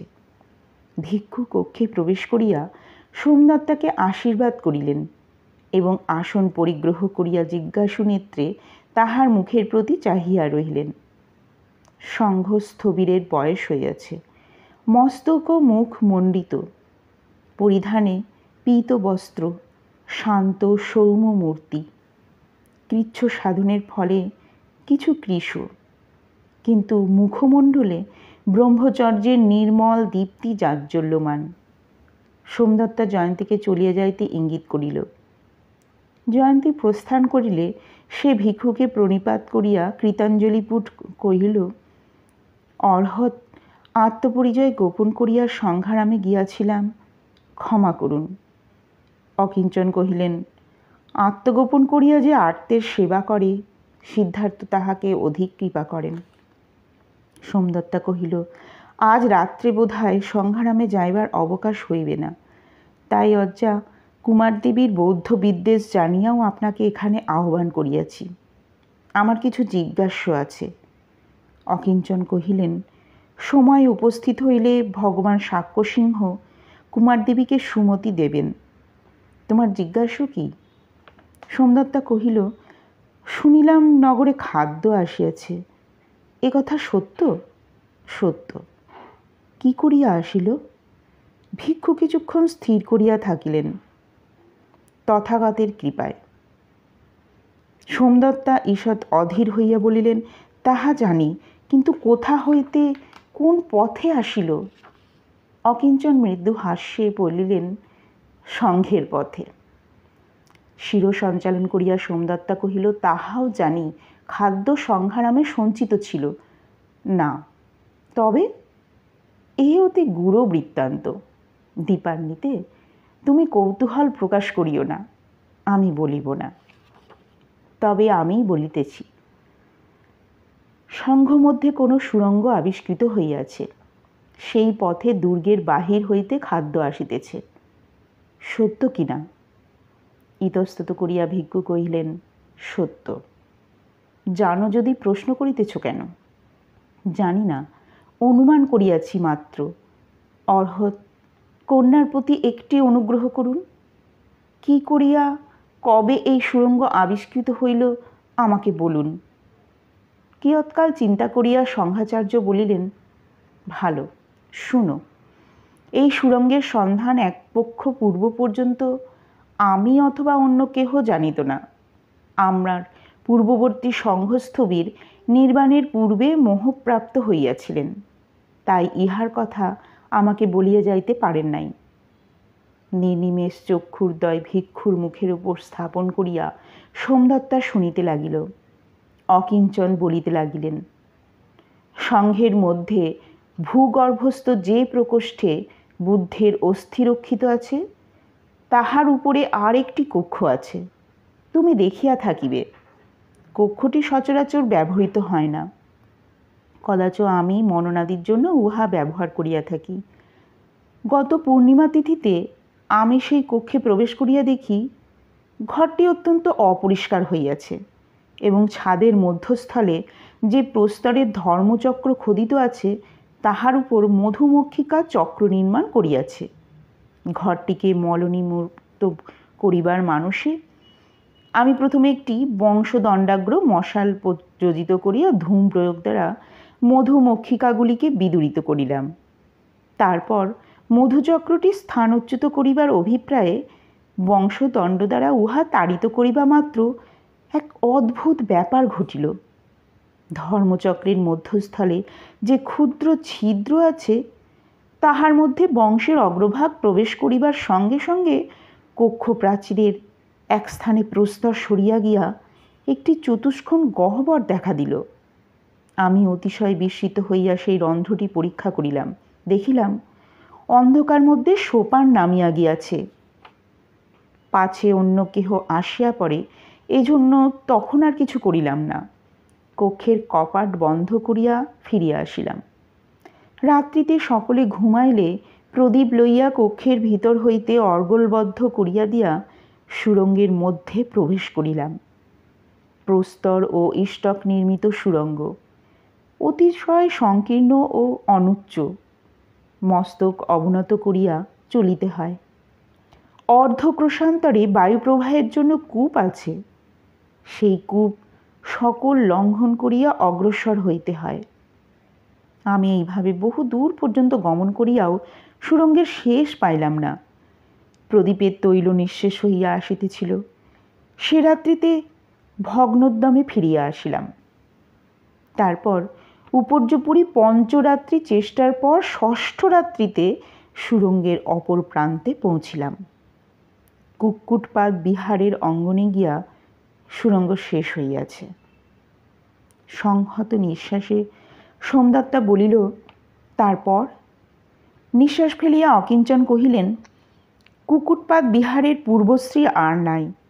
এখন উহা জনহীন ভগ্নপ্রায় সাপদের বাসভূমি। কিন্তু গৌতমের করুণার উৎস এখনও শতমুখে উৎসারিত হইতেছে। তাই ভগবান পথ দেখাইয়া দিলেন। আমি ফিরিয়া আসিয়া সান্ধ্যী বিগ্রহিককে সংবাদ দিলাম। বলিলাম, সংঘের পথেই বুভুক্ষুদের ক্ষুধা নিবারণ হোক। ভিক্ষু নীরব হইলেন। সোমদত্তা নতমুখে চিন্তা করিতে লাগিলেন। কিছুক্ষণ এইভাবে কাটিবার পর ভিক্ষু আসন ত্যাগ করিয়া উঠিবার উপক্রম করিলেন। তখন সোমদত্তা যুক্তপাণি হইয়া বলিল, শ্রীমন, আর একটি প্রশ্ন আছে। এই রাজপুরী যিনি নির্মাণ করিয়াছিলেন তিনি কি বৌদ্ধ ছিলেন? অকিঞ্চন কহিলেন, হ্যাঁ, শুনিয়াছি অশোক প্রিয়দর্শী এই পুরী নির্মাণ করাইয়াছিলেন। সংঘারামও তাঁহারই প্রতিষ্ঠিত। সোমদত্তা প্রণাম করিয়া উঠিয়া দাঁড়াইয়া কহিল, ভগবান আশীর্বাদ করুন, যেন পূর্ণ মনোরথ হইতে পারি। হাস্যমুখে অকিঞ্চন কহিলেন, সুমঙ্গলে, গৌতমের ইচ্ছায় তোমার মনস্কাম সিদ্ধ হইবে। গৌতম অন্তর্যামী। সংঘস্থবির বিদায় হইলে সোমদত্তা কক্ষমধ্যে পাদচারণ করিতে করিতে ভাবিতে লাগিল। দীর্ঘকাল গভীর চিন্তা করিল। ধর্মচক্র, ধর্মচক্র, কিন্তু পুরী মধ্যে কোথাও তো ধর্মচক্র নাই। বুদ্ধের মূর্তি, ধর্মচক্র প্রভৃতি যাহা ছিল তাহা অপসারিত করিয়া তৎপরিবর্তে দেবমূর্তি স্থাপিত হইয়াছে। ভাবিতে ভাবিতে অজ্ঞাতসারে তাহার চক্ষু ঊর্ধ্বে নিপতিত হইল। তখন বিস্ফারিত নেত্রে স্তম্ভিত বক্ষে সোমদত্তা দেখিল উচ্চ ছাদের মধ্যস্থলে রক্তপ্রস্তরে উৎকীর্ণ ধর্মচক্র এবং তাহার কেন্দ্র মধ্যে ক্ষুদ্র সুগোল একটি ছিদ্র। বহুক্ষণ তদ্বস্ত থাকিবার পর সোমদত্তা ছুটিয়া গিয়া জয়ন্তীকে ডাকিল। উত্তেজিত কণ্ঠে কহিল, জয়ন্তী, শীঘ্র যা, অস্তাগার হইতে ধনুর্বাণ লইয়া আয়। জিজ্ঞাসা করিলে বলিস, মহাদেবী সোমদত্তা লক্ষ্যভেদ শিক্ষা করিবেন। শব্দতরঙ্গে অন্ধকার পরিপূর্ণ করিয়া বাঁশি বাজিতেছিল। সোমদত্তা প্রদীপের সম্মুখে বসিয়া করতলে চিবুক রাখিয়া এই দুরাগত বংশীর ধ্বনি শুনিতেছিল। আমি প্রাকার গুড্ড আশ্রয় করিয়া দাঁড়াইয়াছিলাম। বাঁশি প্রথমে বসন্ত রাগ ধরিল, তারপর কিছুক্ষণ গুর্জরি রাগ লইয়া ক্রীড়া করিয়া আবার বসন্ত রাগে ফিরিয়া আসিল। শেষে এই দু রাগ ছাড়িয়া বাঁশি মালকোষ ধরিল। কত নিপুণ সুরের কৌশল, কত মীর গমক ঝঙ্কার, কত তাল লয়ের পরিবর্তন দেখাইল। তারপর সহসা বাঁশি স্তব্ধ হইল। বাঁশি কি বলিল? সোমদত্তা যেন তন্দ্রার ঘোর হইতে জাগিয়া উঠিল। অতি দীর্ঘ এক নিঃশ্বাস ত্যাগ করিয়া কহিল, তুমি যাহা চাও পাইবে। চন্দ্রবর্মা তোমাকে মগধের ক্ষত্রপ নিযুক্ত করিবেন। আগামী অমাবস্যার রাত্রিতে দ্বিতীয় প্রহর ঘোষিত হইবার পর আমি এই প্রদীপ দ্বারা রাজপুরীতে অগ্নিসংযোগ করিব। অগ্নি যখন ব্যাপ্ত হইয়া আকাশ লেহন করিবে, সেই সময় তুমি গৌতমদ্বারের অর্গল খুলিয়া দিবে। রাজপ্রাসাদে অগ্নিসংযোগই সংকেত। এই সংকেত পাইয়া চন্দ্রবর্মার সেনা দুর্গে প্রবেশের জন্য প্রস্তুত থাকিবে। তুমি দ্বার খুলিয়া দিলেই তাহারা প্রবেশ করিবে। পৌরজন রাজপুরী রক্ষার্থ ব্যস্ত থাকিবে। সেই অবসরে চন্দ্রবর্মা বিনা বাধায় পাটলিপুত্র অধিকার করিবেন। আমি উত্তেজিত হইয়া বলিলাম, অমাবস্যার রাত্রি? তার তো বিলম্ব নাই, আগামী পরশ্ব। হ্যাঁ, অধিক বিলম্বে ভয় আছে, লিচ্ছবিগণ আসিয়া পড়িতে পারে। ইহার পর সোমদত্তা আবার মৌন অবলম্বন করিল। করলগ্ন কপলে নিষ্পলক দৃষ্টিতে দীপশিখার দিকে চাহিয়া বসিয়া রহিল। আমিও সহসা কি কথা বলিব ভাবিয়া পাইলাম না। মানসিক উত্তেজনা রসনাকে যেন জড়ো করিয়া দিল। তথাপি চেষ্টা করিয়া কহিলাম, বাঁশি তো রাগিনীর আলাপ করিল, তুমি এত কথা বুঝিলে কি করিয়া? সোমদত্তা অন্যমনে কহিল, ওই রাগিনীতে সংযুক্ত কথাগুলো আমার জানিত। যিনি বাঁশি বাজাইতেছিলেন তিনি আমার গীতাচার্য ছিলেন। অতঃপর আবার দীর্ঘ নীরবতার বিরাজ করিতে লাগিল। কাহার মুখে কথা নাই। এই সুকঠিন মৌন আর সহ্য করতে না পারিয়া আমি জিজ্ঞাসা করিলাম, কি ভাবিতেছ? সোমদত্তা মুখ তুলিয়া বলিল, ভাবিতেছি কি অপরিমেয় শক্তি এই ক্ষুদ্র মৃৎ প্রদীপের। এত তুচ্ছ, ভঙ্গুর, মাটিতে পড়িলে সব ভাঙিয়া শতখণ্ড হইবে, অথচ একটা রাজ্য ধ্বংস করিবার শক্তি ইহার আছে। এমনই কত শত ছাড় মৃৎপ্রদীপ কেবল রূপশিখার অনলে সংসার ভস্মীভূত করিতেছে। আমি তাহার বাক্যের মর্ম বুঝিয়া হস্তধারণপূর্বক বলিলাম, মৃৎপ্রদীপ নয় সোমদত্তা, তুমি রত্নপ্রদীপ, তোমার দীপ্তিতে মগধ আলোকিত হইবে। সোমদত্তা উঠিয়া দাঁড়াইয়া কহিল, আমি শ্মশানের আলো। এখন চলিলাম। সেই অমাবস্যার রাত্রিতে আবার সাক্ষাৎ হইবে। চন্দ্রবর্মাকে সঙ্গে লইয়া প্রাসাদে যাইও। আমি মন্ত্রগৃহে প্রতীক্ষায় থাকিব। আমি তাহাকে সাদরে নিকটে টানিয়া লইয়া বলিলাম, সেই দিন আমাদের মনোরথ পূর্ণ হইবে। ঈষৎ হাসিয়া সোমদত্তা বলিল, হ্যাঁ, সেই দিন আমার মনোরথ পূর্ণ হইবে।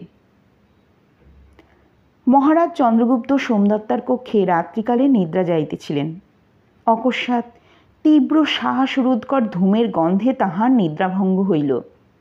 চক্ষু না খুলিয়াই ডাকিলেন, সোমদত্তা। উত্তর পাইলেন না।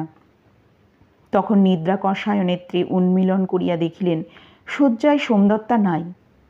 কক্ষের চারিদিকে চাহিলেন, সোমদত্তাকে দেখিতে পাইলেন না। বাহিরে তখন সমস্ত পুরী জাগিয়া উঠিয়াছে। সদ্যোত্থিত নারীদের ভীত চিৎকার, গৃহপালিত ময়ূর, শারিকা প্রভৃতি পক্ষীদের সচকিত আর্তস্বর এবং সর্বোপরি বিস্তারশীল অগ্নির গর্জন নৈশ বায়ুকে বিলরিত করিতেছে। দারুপ্রাসাদে আগুন লাগিলে রক্ষা করিবার কোনো উপায় নাই। পলায়ন করিয়া আত্মরক্ষা করাই একমাত্র পথ। পুরীস্থ সকলে মহা কোলাহল করিয়া নিজ নিজ মূল্যবান দ্রব্য যাহা পাইতেছে লইয়া পলাইতেছে। কে পড়িয়া রহিল, রাজারানী কে মরিল, কে বাঁচিল, কাহারও দেখিবার অবসর নাই। নিজের প্রাণ বাঁচাইবার জন্য সকলেরই উগ্র বাহ্য জ্ঞান শূন্য তড়া। অগ্নি ক্রমশ আরও ব্যাপ্ত হইতে লাগিল। এক প্রাসাদ ছাড়িয়া সংলগ্ন প্রাসাদ সকল আক্রমণ করিল। বায়ুর বেগ বাড়িয়া গেল। অমাবস্যা রাত্রির মশিতুল্য অন্ধকার এই ভীষণ অগ্নিকাণ্ডে যেন বিদীর্ণ শতখণ্ড হইয়া গেল। বহুদূর পর্যন্ত নগর রক্তাভ আলোকে উদ্ভাসিত হইল। নাগরিকগণ জাগিয়া উঠিয়া কোলাহল করিতে করিতে রাজপুরীর দিকে ছুটিল। উত্তেজিত বিহ্বল নরনারী স্খলিত বসনে মুক্ত কেশে বাহ্য জ্ঞান শূন্যভাবে জ্বলন্ত রাজপ্রাসাদের চতুর্দিকে সমবেত হইতে লাগিল। সহসা বহু দূরে সম্মিলিত সহস্র কণ্ঠে মহা জয়ধ্বনি শ্রুত হইল। রাজপুরীর চারিপাশে সমবেত নাগরিকগণ ঊর্ধ্বমুখে অননোল্লাস দেখিতেছিল। তাহার মধ্য হইতে কে একজন চিৎকার করিয়া বলিল, পালাও পালাও, নগরে শত্রু প্রবেশ করিয়াছে। অমনি বিক্ষুব্ধ জনতা উন্মত্তের ন্যায় চারিদিকে দৌড়িতে আরম্ভ করিল। কেহ ঊর্ধ্বশ্বাসে ছুটিতে ছুটিতে পড়িয়া গিয়া জানু ভাঙিল, কেহ জনমর্দের চরণতলে পড়িয়া পিষ্ট হইয়া গেল। ক্রন্দন, হাহাকার এতক্ষণ রাজপুরীর মধ্যে নিবদ্ধ ছিল, এবার নগরময় ছড়াইয়া পড়িল। সোমদত্তা তখন কোথায়? সোমদত্তা তখন আলুলায়িত কুন্তলে লুণ্ঠিত বসনে পট্টমহাদেবীর প্রাসাদে প্রবেশ করিতেছে। কুমারদেবীর ভবনে তখনও ভালো করিয়া আগুন লাগে নাই, কিন্তু দাসী, কিঙ্করী, প্রহরিণী যে যেখানে ছিল সকলে পলাইয়াছে। কুমারদেবীর অরক্ষিত শয়নকক্ষে প্রবেশ করিয়া সোমদত্তা দেখিল, বিস্তৃত শয্যার উপর পুত্রকে বুকের কাছে লইয়া তিনি তখনও নিদ্রিতা। সোমদত্তা সবলে তাহার অঙ্গে নাড়া দিয়া বলিল, দেবী, উঠুন, উঠুন, প্রাসাদে আগুন লাগিয়াছে। কুমারদেবী চক্ষু মুছিয়া শয্যায় উঠিয়া বলিলেন, কে? আমি সোমদত্তা। আর বিলম্ব করিবেন না, শীঘ্র শয্যা ত্যাগ করুন, বলিয়া ঘুমন্ত সমুদ্রগুপ্তকে ক্রোড়ে তুলিয়া লইতে গেল। কুমারদেবীর দৃষ্টি তীক্ষ্ণ ও কঠিন হইয়া উঠিল। তিনি বলিলেন, আমার পুত্রকে স্পর্শ করিও না। দাসীরা কোথায়? কেহ নাই, সকলে প্রাণ ভয়ে পলাইয়াছে। মহলে কি করিয়া আগুন লাগিল? আর গোপন করিবার প্রয়োজন ছিল না। সোমদত্তা স্থির দৃষ্টিতে কুমারদেবীর মুখের পানে চাহিয়া বলিল, আমি মহলে আগুন দিয়াছি। কুমারদেবী চিৎকার করিয়া কহিলেন, শৈরিনী, তাহা জানি। যখন বৌদ্ধ ভিক্ষুকে ঘরে আনিয়াছিস তখনই তোর অভিসন্ধি বুঝিয়াছি। সোমদত্তা কহিল, অজ্জা, ক্রোধে অন্ধ হইয়া নির্দোষীর প্রতি দোষারোপ করিবেন না। সেই বৌদ্ধ ভিক্ষুর প্রসাদে আজ আপনাদের প্রাণ রক্ষা করিতে পারিব। এখন আসুন, পুরী এতক্ষণে ভস্মসাৎ হইল, আর বিলম্ব করিলে বুঝি আপনাদের বাঁচাইতে পারিব না। তুই বাঁচাইবি? কেন, আমি কি আত্মরক্ষা করিতে জানি না? না অজ্জা, আজ আমি ভিন্ন আর কেহ আপনাদের বাঁচাইতে পারিবে না। তার অর্থ? তার অর্থ চন্দ্রবর্মার সেনা দুর্গে প্রবেশ করিয়াছে। এতক্ষণে বোধ করি রাজপুরী ঘিরিল। কুমারদেবীর চক্ষু দিয়া অগ্নিস্ফুলিঙ্গ বাহির হইতে লাগিল। ডাকিনী, এ তোর কার্য, তুই মগধ রাজ্য ছাড়খাড়ে দিলি। সোমদত্তা স্থির ভাবে বলিল, স্বীকার করিলাম, কিন্তু আর বিলম্ব করিলে কুমারকে বাঁচাইতে পারিবে না। ওই দেখুন, অগ্নি প্রাসাদ বেষ্টন করিয়াছে। এই সময় অর্ধচন্দ্রাকৃতি বাতায়ন পথে অগ্নির আরক্ত লোল রসনা ও কুণ্ডলিত ধূমোদ্গার কক্ষে প্রবেশ করিল। সোমদত্তা সমুদ্রগুপ্তকে কোড়ে তুলিয়া লইয়া বলিল, আজ আমার স্বামীর বংশধরকে বাঁচাইব বলিয়া আসিয়াছি, নহিলে আসিতাম না। আপনি থাকিতে হয় থাকুন, আমি চলিলাম, বলিয়া দ্বারের দিকে অগ্রসর হইল। কুমারদেবী ছুটিয়া আসিয়া তাহার বাহু ধরিলেন, বলিলেন, রাক্ষসী, ছাড়িয়া দে, আমার পুত্রকে ছাড়িয়া দে। সোমদত্তা প্রজ্বলিত নয়নে ফিরিয়া দাঁড়াইয়া বলিল, দুর্ভাগিনী, নিজের ইষ্ট বুঝিতে পারো না? আমার স্বামীর পুত্র কি আমার পুত্র নয়? এ রাজ্যে আগুন আমি জ্বালি নাই, জ্বালিয়াছে তোমার দুরন্ত অন্ধ অভিমান। সেই আগুনে তুমি পুড়িয়া মর। কুমারদেবীর হাত ছাড়াইয়া পুত্র বুকে লইয়া সোমদত্তা ধ্রুমান্ধকার অলিন্দের ভিতর দিয়া ছুটিয়া চলিল। কাঁদিতে কাঁদিতে উন্মাদিনীর ন্যায় কুমারদেবী তাহার পশ্চাৎ চলিলেন। নিজ শয়নকক্ষে ফিরিয়া আসিয়া সোমদত্তা দেখিল, রাজা অভিভূতের ন্যায় শয্যাপার্শ্বে বসিয়া আছেন। চতুর্দিকে কি ঘটিতেছে তাহার যেন কোনো ধারণা নেই। ঘর ধূমাচ্ছন্ন, ঘরের চারি কোণে চারটি সুবর্ণ প্রদীপ তখনও ক্ষীণ আলোক বিস্তার করিয়া জ্বলিতেছে। হাঁপাইতে হাঁপাইতে পুত্রকে স্বামীর ক্রোড়ে ফেলিয়া দিয়া সোমদত্তা ছুটিয়া গিয়া ধনুর্বাণ লইয়া আসিল। ভালো দেখা যায় না, দুই চক্ষু বহিয়া অশ্রুধারা ঝরিতেছে। সোমদত্তা ধর্মচক্রের মধ্যস্থল লক্ষ্য করিয়া স্বরসন্ধান করিল। লক্ষ্যভ্রষ্ট স্বর পাথরে লাগিয়া ফিরিয়া আসিল। আবার স্বরনিক্ষেপ করিল। ব্যর্থ স্বর আবার প্রতিহত হইয়া ভূমিতে পড়িল। অদম্য ক্রন্দনের আবেগে সোমদত্তার বক্ষ ফাটিয়া যাইবার উপক্রম হইল। তবে কি গুপ্তদ্বার খুলিবে না? এদিকে ঘরের মধ্যে অগ্নির অসহ্য উত্তাপ উত্তরোত্তর বাড়িতেছে। রাজা এবং কুমারদেবী নির্বাক নিষ্পলক হইয়া সোমদত্তার এই উন্মত্তবৎ কার্য দেখিতে লাগিলেন। সোমদত্তা অসীম বলে আপনাকে সংযত করিয়া পুনশ্চ ধনুর্বাণ তুলিয়া লইল। লক্ষ্যবস্তুর নিকটেই, কিন্তু ভালো করিয়া দেখা যায় না।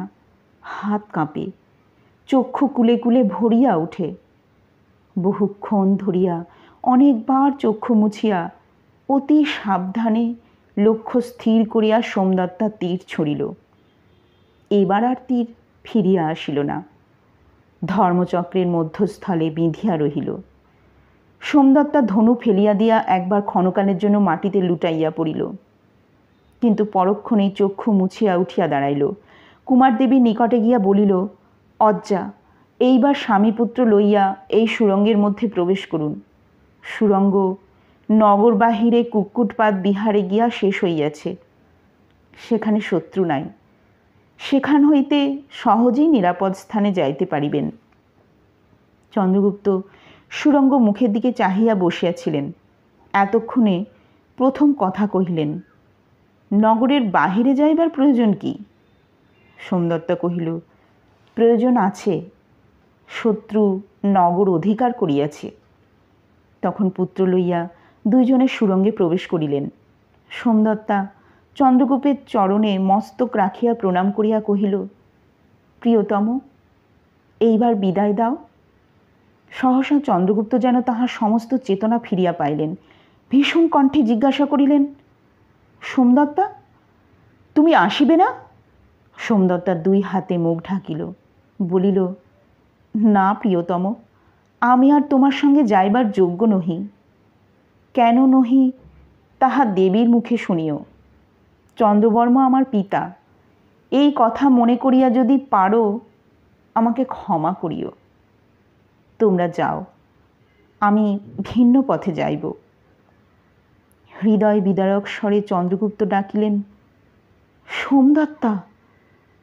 দুই হস্তে কর্ণ আবরণ করিয়া সোমদত্তা কাঁদিয়া উঠিল, না না, ডাকিও না, আমি যাইতে পারিব না, আমায় মরিতে হইবে। প্রাণাধিক আবার জন্মান্তরে দেখা হইবে, তখন তোমার সোমদত্তাকে সঙ্গে লইও। এই বলিয়া সবলে টানিয়া সুরঙ্গের পাষাণ দ্বার বন্ধ করিয়া দিল। চন্দ্রগুপ্তের মুখ নিঃসৃত অর্ধোচ্চারিত বাণী পাষাণ প্রাচীরে লাগিয়া স্তব্ধ হইয়া গেল। তখন সেই উত্তপ্ত হর্মতলে পড়িয়া বসুধা আলিঙ্গন করিয়া কেশ বিকীর্ণ করিয়া ভূতলের ললাট প্রহত করিয়া সোমদত্তা কাঁদিল, কিন্তু তবু অগ্নি নিবিল না। এক হস্তে মুক্ত তরবারি, অন্য হস্তে প্রজ্বলিত উল্কা লইয়া দুর্গাবরোধকারী সেনা গোতমদ্বার দিয়া প্রবেশ করিল। তাহাদের পুরোভাগে লৌহ বর্মাবৃত ধাতু নির্মিত শিরস্ত্রাণধারী ভীষণাকৃতি স্বয়ং চন্দ্রবর্মা। দ্বারের প্রহরীদিগকে পূর্বেই সরাইয়া দিয়াছিলাম, সুতরাং এক বিন্দুও রক্তপাত হইল না। চন্দ্রবর্মা আমাকে দেখিয়া পুরুষকণ্ঠে জিজ্ঞাসা করিলেন, তুমিই বিশ্বাসঘাতক দ্বারপাল? কথার ভাবটা ভালো লাগিল না। যাহার জন্য বিশ্বাসঘাতকতা করিলাম সেই বিশ্বাসঘাতক বলে? যাহা হোক, বিনীত কণ্ঠে বলিলাম, হ্যাঁ আমি। সম্রাটের জয় হোক।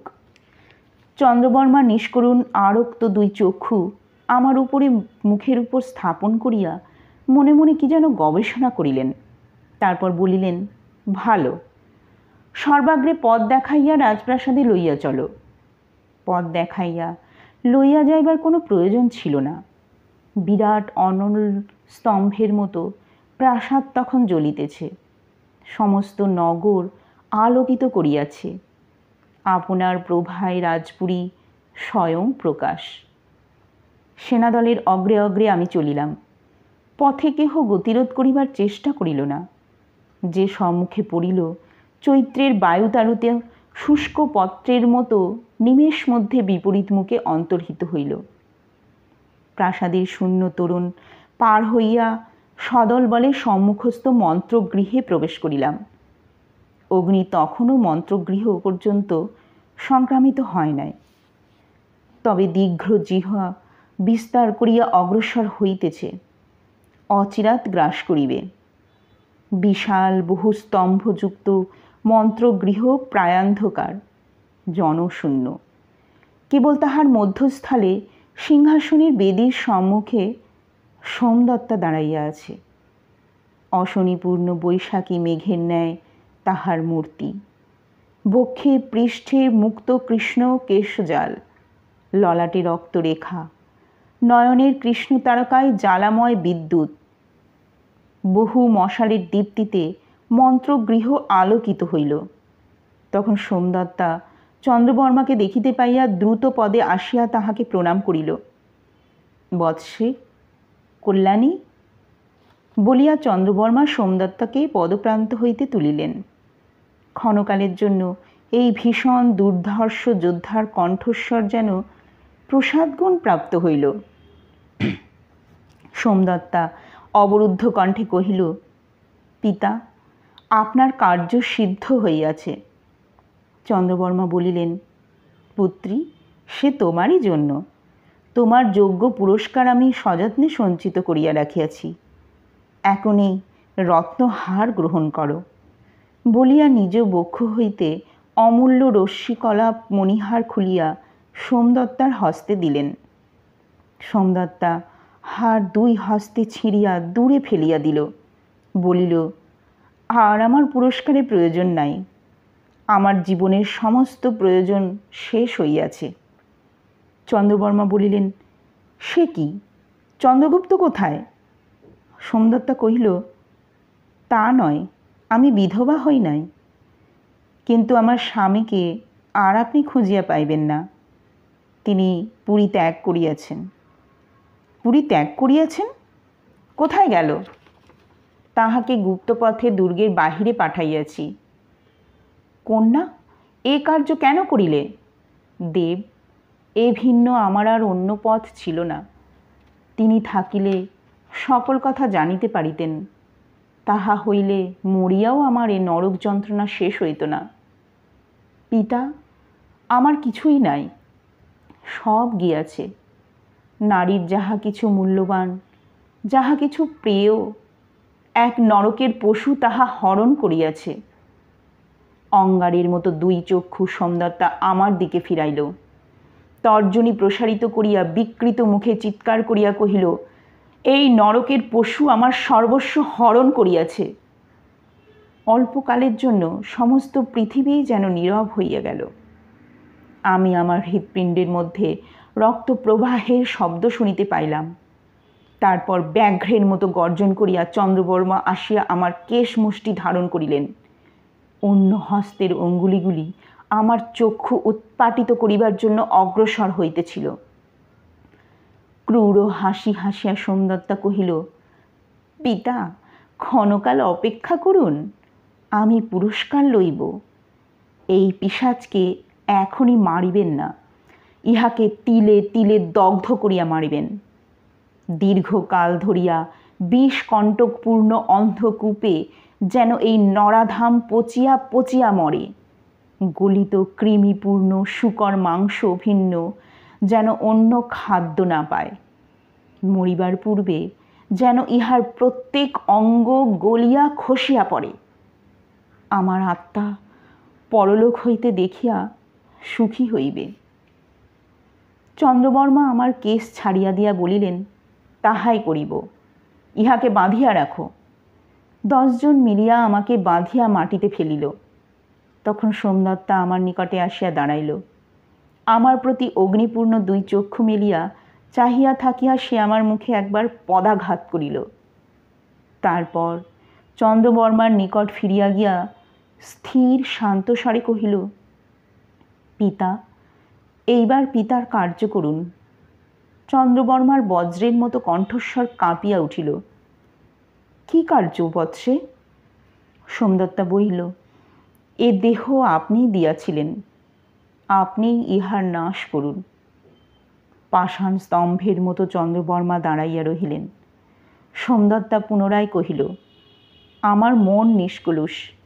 এই দূষিত দেহ হইতে তাহাকে মুক্ত করিয়া পিতার কর্তব্য করুন। বহুক্ষণ পর অস্ফুট কণ্ঠে চন্দ্রবর্মা কহিলেন, সেই ভালো, সেই ভালো। সোমদত্তা তখন দুই হস্তে বক্ষের কঞ্চুলি ছিঁড়িয়া ফেলিয়া পিতার সম্মুখে নতজানু হইয়া বসিল। চন্দ্রবর্মা দক্ষিণ হস্তে সুতীক্ষ্ণ ভল্ল তুলিয়া লইয়া চতুর্দিকে চাহিয়া কর্কশ ভয়ানক কণ্ঠে কহিলেন, সকলে শুনো, আমার কন্যার দেহ অশুচি হইয়াছিল, আমি তাহা ধ্বংস করিলাম বলিয়া দুই পদ পিছু হটিয়া গিয়া ভল্ল ঊর্ধ্বে তুলিলেন। সোমদত্তা উন্মুক্ত বক্ষে নির্ভীক নিষ্পলক দৃষ্টিতে পিতার মুখের প্রতি চাহিয়া রহিল। আমি সভয়ে চক্ষু মুদিলাম। পুনরায় যখন চক্ষু উন্মিলিত করিলাম, তখন দেখিলাম রক্তচন্দন চর্চিত শৈবাল বেষ্টিত শ্বেত কমলিনীর মতো সোমদত্তার বিগত প্রাণ দেহ মাটিতে পড়িয়া আছে। গল্পটি এখানেই শেষ হইল।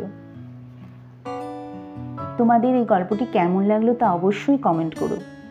এরকম আরও অনেক ভালো লাগার গল্প উপন্যাস নিয়ে তোমাদের জন্য হাজির থাকবো পরের পর্বগুলিতে। আজ এই পর্যন্তই, আসি, বিদায়।